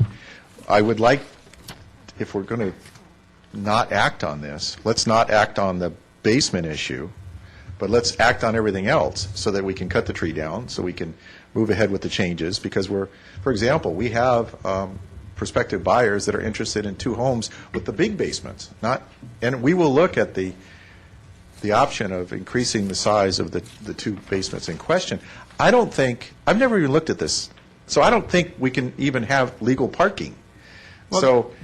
And we'll be happy to look at whether or not the parking is legal. But what I'd like to propose is that everything else is approved, rather than to table this item, that you approve everything else that's come forward in this application, the change in the roofs, the change in the colors, and so on, so that we can carry on with our marketing aspect. We need to come back very quickly with this basement issue, because this is a major selling feature of this project. They want the wine cellars. So, and we have a balance here between state law and the town of Yountville's needs, and I understand that. So I'd like to recommend or request that you act on everything else, and that the basement issue comes back as soon as we can get it on the agenda and we address it. Okay, thank you. Let me ask, hold on a second. Yes, sir. Oscar. Yes, sir. Let me just ask, I'll ask the council first and the rest, our town attorney and planner. Obviously, if the council just denies this request, then we go back to the original plans that were approved. We can continue this item, and our next meeting was just canceled on our agenda, our consent agenda on July 5th. July 19th. So July 19th is the next meeting. And I would also assume that we could take this resolution and approve as was requested. And I have heard the council, and you all can tell me if I'm wrong, that everything in this plan seems to be okay at this point, except for the changed access to the basements. And if it's a wine, I won't get into that, but that we could simply exclude that change in the existing approval stands with the egress as it is. And if this one issue wants to be further looked at by the applicant, they can work with town staff, and we can bring this back as a single item. Vice Mayor, on that theme, one possibility that the council could consider, as I understand in reading the staff report, and Bob and Sandra, please advise if I'm wrong, there's only one model that has the basement under 600 that would provide for administrative review. So the council could choose to eliminate the option from that model, or leave language that says it would have to have a basement larger than 600 square foot. Well, my concern with that suggestion is, as was pointed out, is somebody could, take 300 square feet and nail it off and call it a closet in their basement of their house, and take the other 600 square foot and make that a second unit. Is that correct? Potentially, yes. But not legally. And you have the same issue with a lot of your garage conversions that your friends and neighbors in this When you say community- not legally, you mean that's something they have to get approval from the town to do? Correct. And that's why, what staff is saying is, there's two processes. One, state law allows for what is considered the granny unit or something, and it goes through an administrative review. If it's under 600 square feet and it meets a host of requirements, including parking, restroom, bathroom, those types of. So all of the other ones that are larger require formal approval, going to the council in order to be a second unit. So in this particular case, larger has that burden on the part of the potential seller that tried to do it. Now, somebody doing anything illegally, we have a whole different ballgame, and I just want to remind the council that separates. I mean, we have language on the books that also says that a garage is supposed to be used for the vehicle storage of the car. Right. And we all know that that's not necessarily 100% the case in Yountville. Right. And I will just say that the theoretical idea that somebody will act illegally is not something that we should say that something reasonable should occur in the meantime. We pretty much work on a, if you know that somebody's over there, complaint basis, we will investigate it, and we've done that in certain instances. So I don't personally have that. Do you have a very short comment, Mr. Knight? I apologize. I just feel it's Vice Mayor and council members. I just really feel like I need to hear more from the town attorney and the town staff about this, because to postpone this decision, to think there's a condition or discussion we could have or review that staff would do, I think is beyond what you're reviewing today. We presented elevations that are above grade. This project includes basements, wine cellars because of an interest. It is outside of FAR calculation. It's allowed. When I was on the council, if someone wanted to do a second unit, the process went through the ZDRB. State law preempted local councils and said it had to be done administratively if the conditions were met. So you're putting a condition or a fear on me as a developer or builder that's really an issue of a future buyer and the town. And even a 600 square foot minimum 10 years from now could change. And so we're talking about, I certainly would be willing to make our basement that's 560, 600 to meet a condition now, but 10 years from now the law could be totally different. The state may say you cannot put any maximum size on a home because they'll want to encourage it. So I feel like it's the issue is we're not just postponing for 2 weeks, we're postponing this for a month on an issue that's hypothetical, that I think the town attorney and the town staff can answer as an issue that's not relevant to our application, but a monitoring and administrative and a legal issue down the road with a buyer and a buyer's action that I'm sure the neighbors will be made very aware of as extra cars are parked on streets, and the town will be notified of an illegal renter. So I really encourage you to move forward. I'm not doing anything illegally, and certainly don't think we should be held to a standard of something that might happen that I don't have control over. So I appreciate your time. Thank you.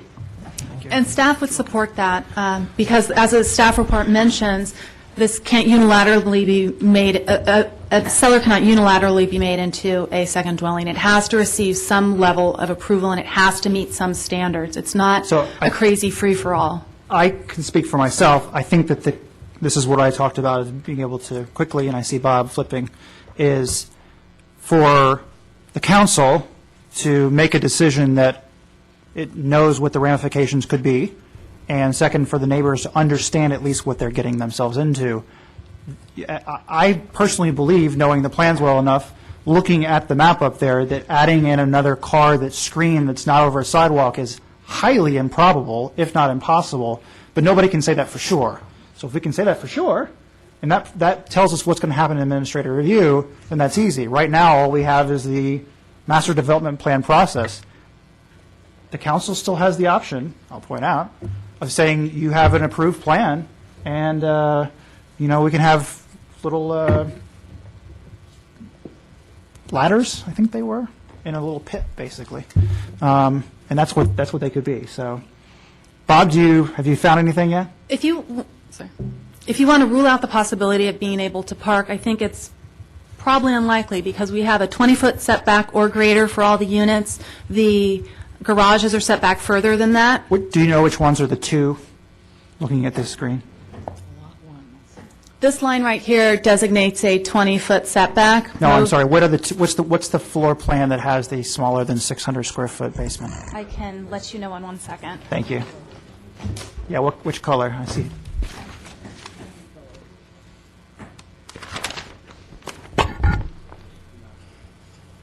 It's 4 and 6, so we're talking about this one and this one. And this line is the garage line, which is set back greater than the 20-foot front setback line. So staff probably couldn't rule out the fact that a car could be parked there if they meet the other requirements. So one proposal that I would make to the council is that if those two units are the only two that have the potential under state law completely out of the council's control to be converted to a second unit, is that those are the two that are excluded from having a stairwell entrance and have the existing ladder, and the rest of them, that could be done. That would be one, I think that would be one option that we could take to try to move things along, shall we say. You could remove the bathroom, and therefore it could never be converted either, so there's a couple options. I mean, we could just set a condition that something be done to mitigate it with the right politically correct language so that, you know, these basements are not, you know, they Could couldn't not be be converted turned in. under Yeah, so administrative whether approval. it's the driveway or you remove, you know, the sewer access to that space, any of that stuff would change the, Mr. Vice Mayor, you know, one suggestion I have is just a condition that requires all basements to be over 600 square feet. I'm not sure if the applicant would be agreeable to that. that's my first preference. 601, is that correct? 601 or greater? Say over 600 square Over feet. 600, that gives them 600.001. Okay, fine, I'm good with that. Okay. I'm fine with that.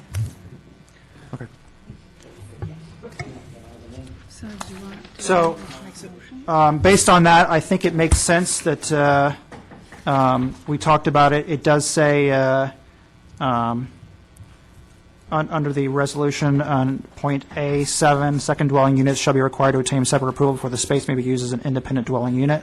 And with any requirement, we'll add in a condition that if someone wants to make a motion at some point, that would require the basements to be at least 601 square feet. So the state administrative law would not take effect. Is that I would just word it as basements shall be over 600 square feet. over 600 square feet?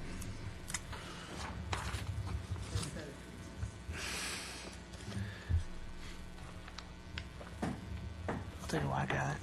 Got it? Okay, so with all of the discussion being said, I'm assuming you're done. Everyone's done with discussion. I will make a motion to approve resolution number 2972-11, approving a design review amendment to an approved master development plan for exterior modifications to the single-family residences at the Vineyard Oaks project located at 1901 Yountville Cross Road, amended for item, which one? Sorry, A7, second dwelling unit shall be required to obtain separate approval before the space may be used as independent dwelling unit and be greater than 600 square feet. Sorry. I want to have a separate condition. You don't want to link the Okay. two. All basements shall be over 600 All, square feet. okay, and, add, rather than, add an additional condition that all basements shall be greater than 600 square feet. Correct. And wasn't, Isn't there one to strike? we're also going to strike item 10? And eliminating item, is it A10? Item 10. Item correct. 10? It's not That's A. right. Item 10, sorry. And there was a change Oh, yeah, in item 8. correct. And So just also note that one. noting the additional revised condition of approval for item 8 for the Oaks. I'll second. Just for fun, let's do a roll call on this one.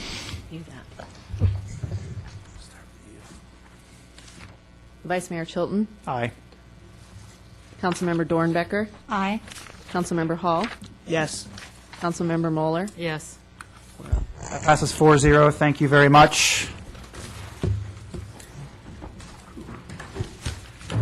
We thank everybody who came and spoke. Please call us if somebody moves in and rents space.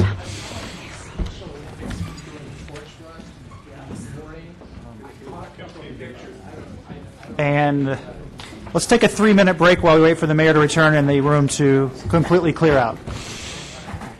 Except for our sheriff's deputy, I'm sure he's going to stay the rest of the time. Annual public hearing as required by state law for the adoption of our master fee resolution. As you may recall from our prior conversations, for the most part, this action is an attempt to place in one location all of the existing fees. It establishes a process for the update and maintenance of fees annually, and it does establish a number of new fees, and those are highlighted, and it also discusses a methodology for establishing that fees.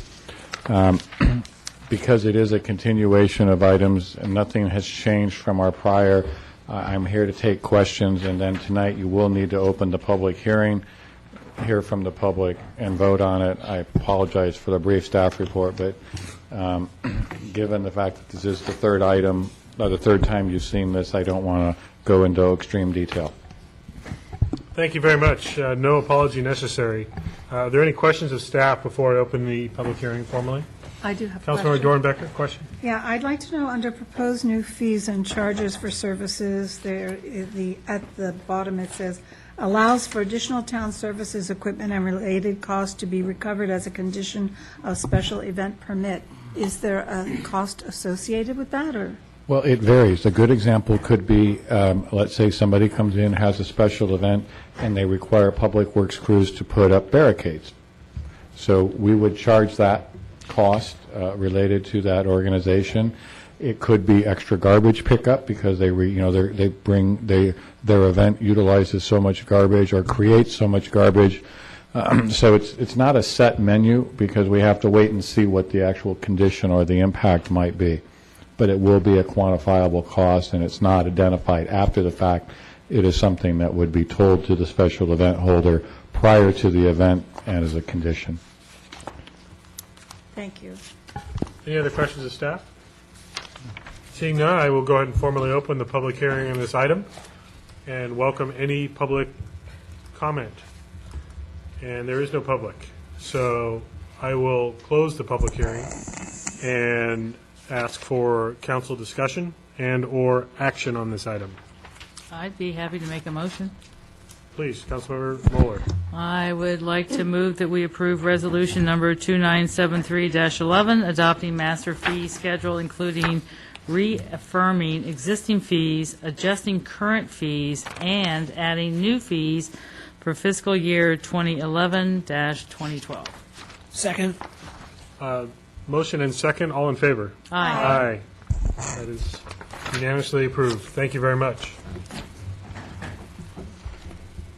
Move on to item 12A, adoption of the final budget and set budget policies for fiscal year 2011-12. I'm sure we have a staff Yes. introduction at least. Yes.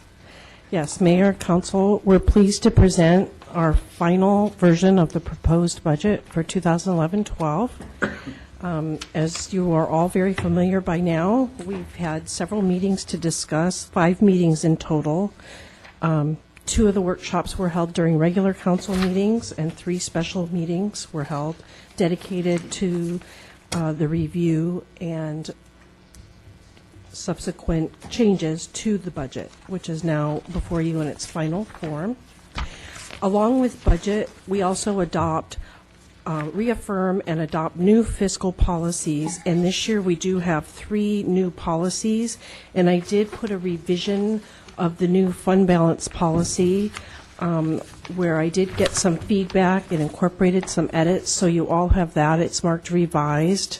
And actually, Kathy, if I may interrupt, do we have this? This is available in the public binder and is or will be on the website? Yes. Will be on the website. Great, Yes, thank you. it is. And it didn't substantively change the content of the policy. It really just focused on cleaning up the introductory portion, the background, purpose, definitions, and provisions to make it a little clearer and easy to understand the purpose of the policy and what we were trying to accomplish with adopting the policy. So for now, if there's any questions on that, I'd be happy to answer them. And we also have 2 other new policies. So you're asking for questions about this Questions or revised feedback fund balance on- policy first? Yes, And then yes. you'll present the other policies? Yes. So are there any questions, if council has had time to absorb the minor adjustments represented here? No questions, and we'll move on. You wanted to introduce or explain the other two policies? We had two other policies that we had presented to council, and there's been no changes to those since those were sent out, and that's the utility enterprise rate policy, which basically in a nutshell states that rates will be established to cover the costs of operating the utility enterprise funds and to fund the necessary capital infrastructure improvements. And that policy is included as part of the budget adoption. If there's any comments or questions on that. Any questions or comments from council? Okay. No. And then the third new policy is our OPEB trust investment policy, and the town manager and myself met with the ad hoc committee, which is comprised of Vice Mayor Chilton and Council Member Hall, excuse me, and we met with representatives from PARS and Union Bank to discuss the town's investment strategy, and this policy reflects the committee's direction to select a moderate portfolio investment strategy for our OPEB trust at this time. So that is the policy that's included also. If there's any questions or comments on that. I'll ask specifically Councilmember Moeller or Dornbecker, since we're not members of the ad hoc. Any questions? No? Okay. Let's see what happens when we have 4 budget sessions. We're all pretty familiar. And another item that's included in the adoption of the budget is the appropriations, or also known as the GAN limit. And since 87% of the general fund revenue comes from tax, specifically TOT, sales tax, and property tax, the town currently has a voter-approved override of $900,000. Our calculation of the limit for 2011-12 is $5,843,640, and we're actually $1.1 million under the existing limit. So that's included for approval with the budget. Since we've gone through the budget in a lot of detail, I'm just going to highlight some of the new things that we've added to our budget document this year. We have an updated community profile. We've incorporated the Town Council's strategic plan goals and summary in the book, and each department has referenced those strategic plan goals in their sections. We've prepared a fund balance summary and a combined revenue and expenditure overview for all funds. We've provided a brief overview of the town's budget process. We've included a few more graphs, especially related to the town's revenue trends. We've added a glossary. We've added our new fiscal policies, and we've also added a capital project summary by category and fund with a very brief description of each project. So with that, I'm happy to answer any questions or... Does council have any additional questions of staff? Good job. No. There we go. Okay. So, with that, I would ask that you approve the resolution. any further discussion or motion? I was going to make a motion. Councilmember Hall. Public comment? We already had a public hearing. I'd like to say something. Please. Councilmember Moeller. I know we've had 5 meetings in total. We've gone through a lot of work here, but I just think it's important to, publicly thank our staff for all this work. They started back in March, and everything is so clearly laid out for us, and I think they've just really done a phenomenal job. And I think overall that's one thing administratively, but most importantly, these are still very tough economic times, and it's a slippery slope out there, but we're pushing ahead in a positive direction. We're really maintaining as many cost controls on everything, and I just think everyone just deserves a pat on the back. So thanks. Thank you. Thank you, Councilmember Moeller. And I'm sure the entire council shares in those kudos for Kathleen in particular, Celia, and the rest of the town staff. Councilmember Hall, I believe you are preparing a motion. Yeah, I'd like to move to adopt Resolution 2974-11, adopting the 2011-12 operating budget, approving appropriations GAN limit for fiscal year 2011-12, approving 2011-12 salary schedule, adopting new fiscal policies, fund balance policy, utility enterprise rate policy, OPEB trust investment policy, and reaffirming existing fiscal policies, the town investment policy, use of long-term debt policy, the OPEB funding policy, and use of drought water reserve bank policy. Second. May we have a roll call vote on this, please? Councilmember Hall, Yes. Councilmember Moeller? Yes. Councilmember Dornbecker? Yes. Vice Mayor Chilton? Yes. Mayor Dunbar? Yes.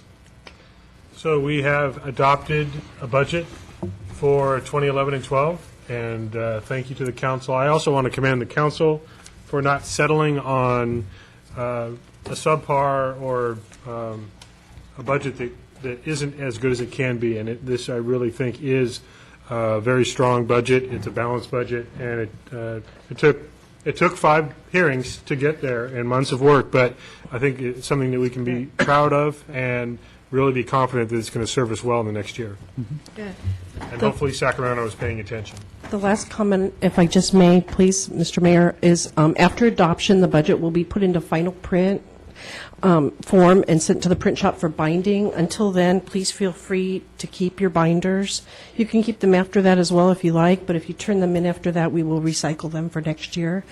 And the budget will also be put up on the website sooner than it will be back from the print shop, so we'll let you know when that's available as well. Great. And just as a reminder to the public, your highlights of the changes are very informative, and it's a very quick, basically one-page review of some of the changes. So that's a good way for people to see what's different and new. And we'll also be publishing a budget and brief shortly.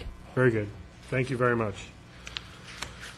We will move right ahead then to item 12B, Napa City County Library Commission Yountville representative appointment. And earlier this evening, we did hold one live interview, and we accepted one written answers to questions, and I won't continue to give our town clerk's entire staff report.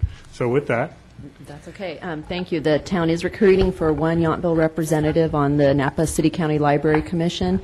And at the close of the recruitment period, we received 2 applications, one from current member Linda Conchillian and the other from Jim Baker.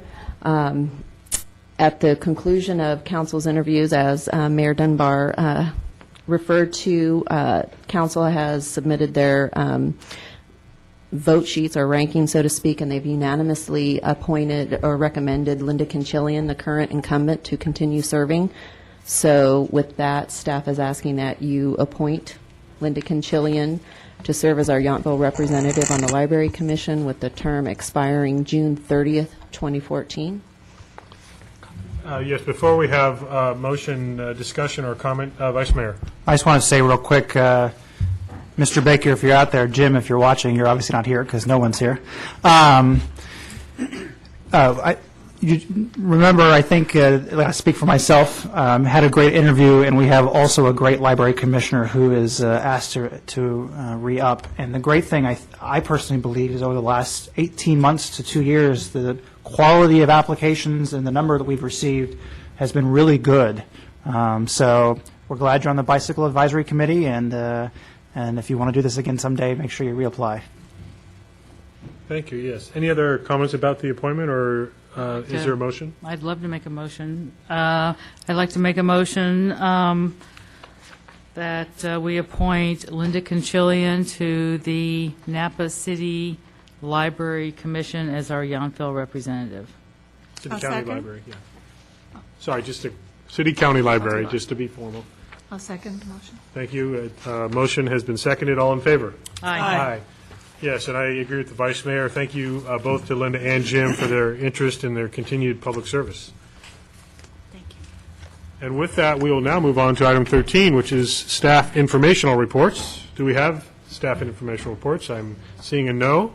We will move right on to council meeting reports. I know we have some of those. I'll start to my far left. If Councilmember Moeller, do you have any meeting reports at this time? In case I haven't mentioned it, the Upper Waste Management is meeting on Monday here at the Yountville Town Hall at 1:30, and there is an important agenda item where there is a proposal to increase our garbage rates here in the city by about 6%, so I encourage anybody who has anything to say to come and attend that meeting. Thank you very much. Councilmember Hall has no report at this time. Councilmember Dornbecker, any report? No. Okay, I know Vice Mayor Chilton does have for at least Napa County Flood Control and Water Conservation District. No. No? NCTPA. Oh, NCTPA. That's right, I've got the flood control. So please, Napa County Transportation and Planning Agency. It's going to be a short report. I'll keep this short anyway. NCTPA met this past Wednesday, June 15th. A couple of things. One, there was a presentation by Suzanne Smith, who is the Executive Director of the Sonoma County Transportation Authority.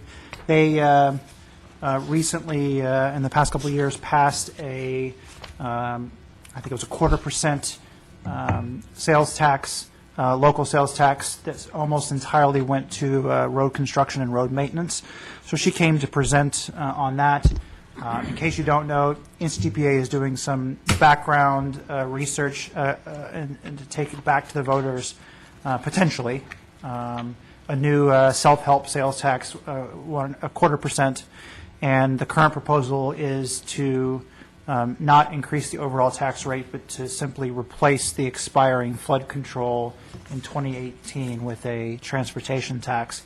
I can say personally, not a great time for taxes. But the agency is taking, I think, a very positive and proactive role with people from as far the spectrum as the Napa County Taxpayers Association on a advisory commission to the Sierra Club. So they're certainly going through all the different stakeholder groups in the county to look at what it is that people are interested in, if anything. And I'm sure we'll hear about more of that over the next weeks, months, and years.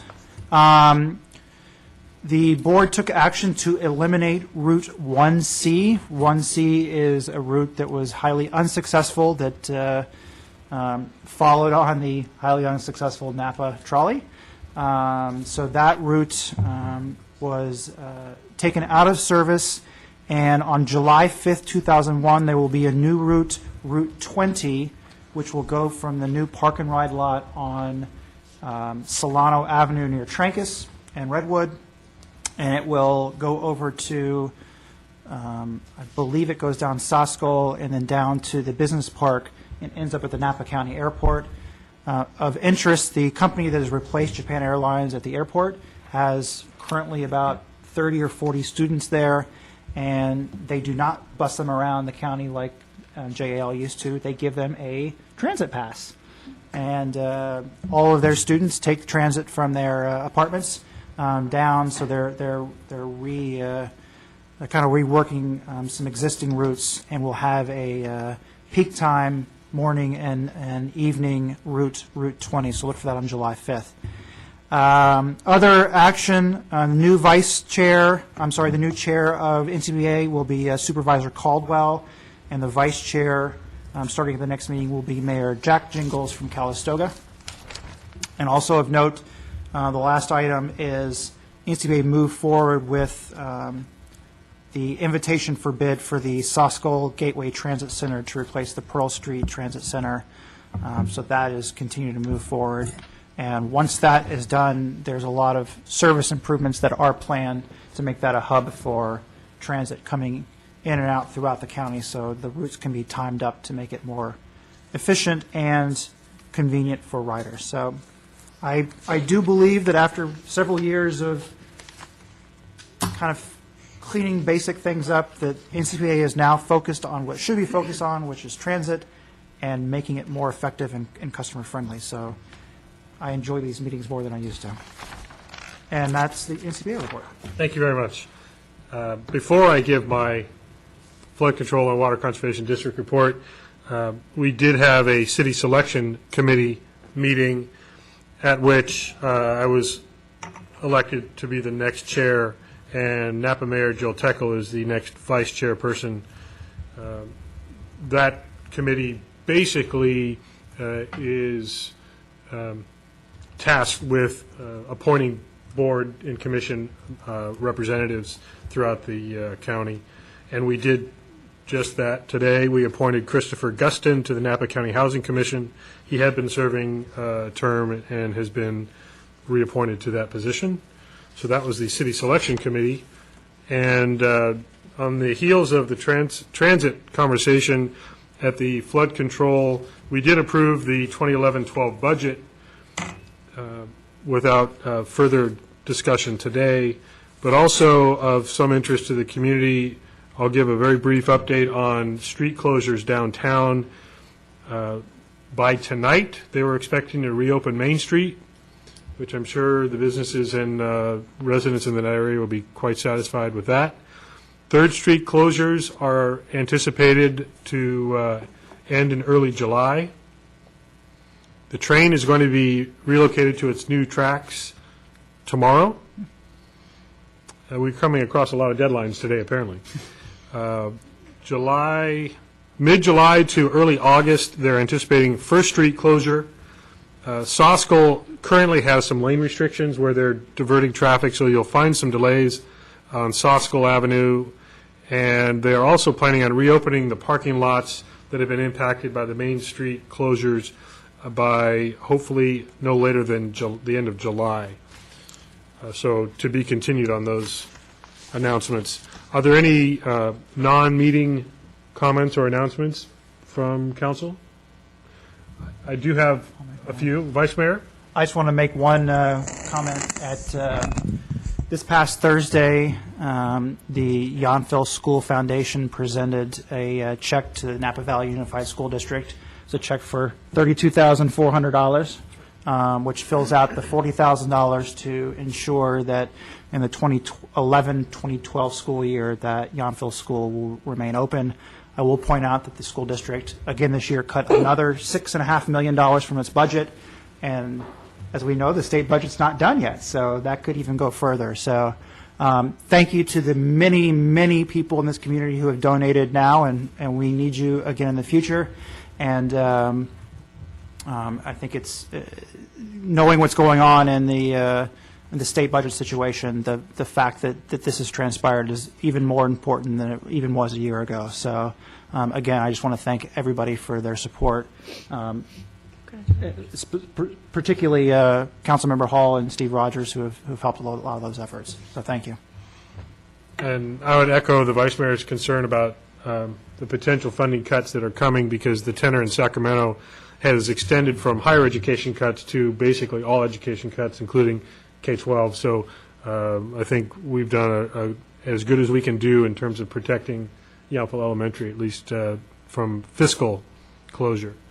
And there's no reason to believe that we're not going to keep it open for another century. So I will give a couple other reports.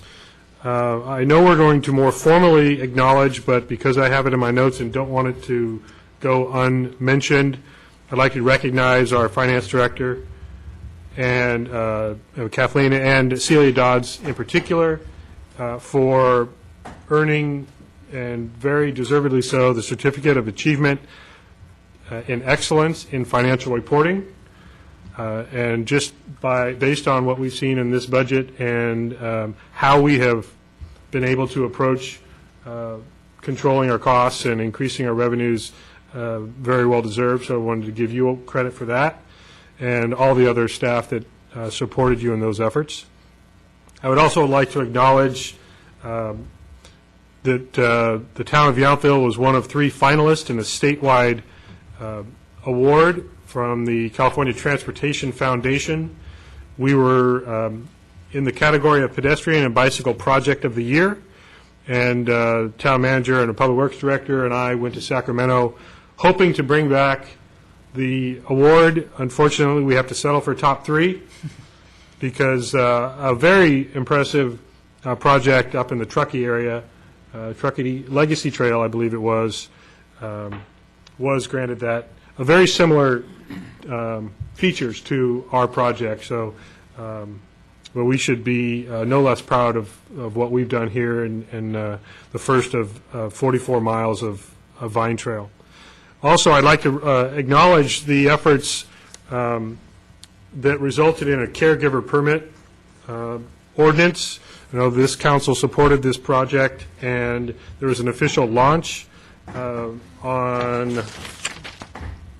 about a week ago. I'd like to especially recognize Betty Rhodes. Matter of fact, folks at this launch were calling this Betty's Law.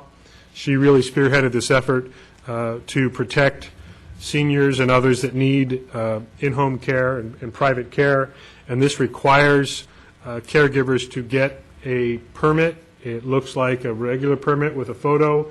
It would guarantee that somebody who's going to care for our loved ones has had a background check and is permitted, so that if there are any problems, they could be held accountable.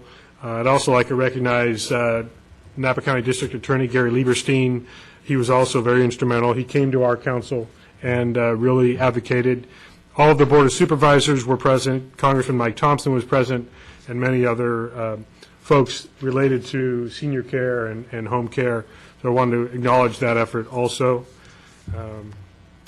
Those are all of the announcements I have for this evening. I do want to remind folks as we will be going into closed session, but I want to remind folks, in case you do not stay tuned, that we have canceled our July 5th meeting. So our next scheduled meeting will be Tuesday, July 19th at 6 o'clock. It will be the only meeting in July, and we'll have one meeting in August as well. So with that, we will go into closed session. You want to mention the fireworks? We can mention the fireworks before closed session. Sure. Go ahead. We are partnering with the Veterans Home once again this year for our fireworks display, and just want to remind everybody to come out. There's going to be a lot of activities up at the Vets Home that day, and the fireworks are scheduled to start, I hear, around 8:40 p.m. But as soon as it's dark enough. As soon as it's dark enough. Great. Thank you for that reminder. And also, since we won't be here, I'll just say happy 4th of July to everyone. But we will be going into closed session and reopening and having adjournment after closed session. So with that. Thank you, Mr. Mayor. So the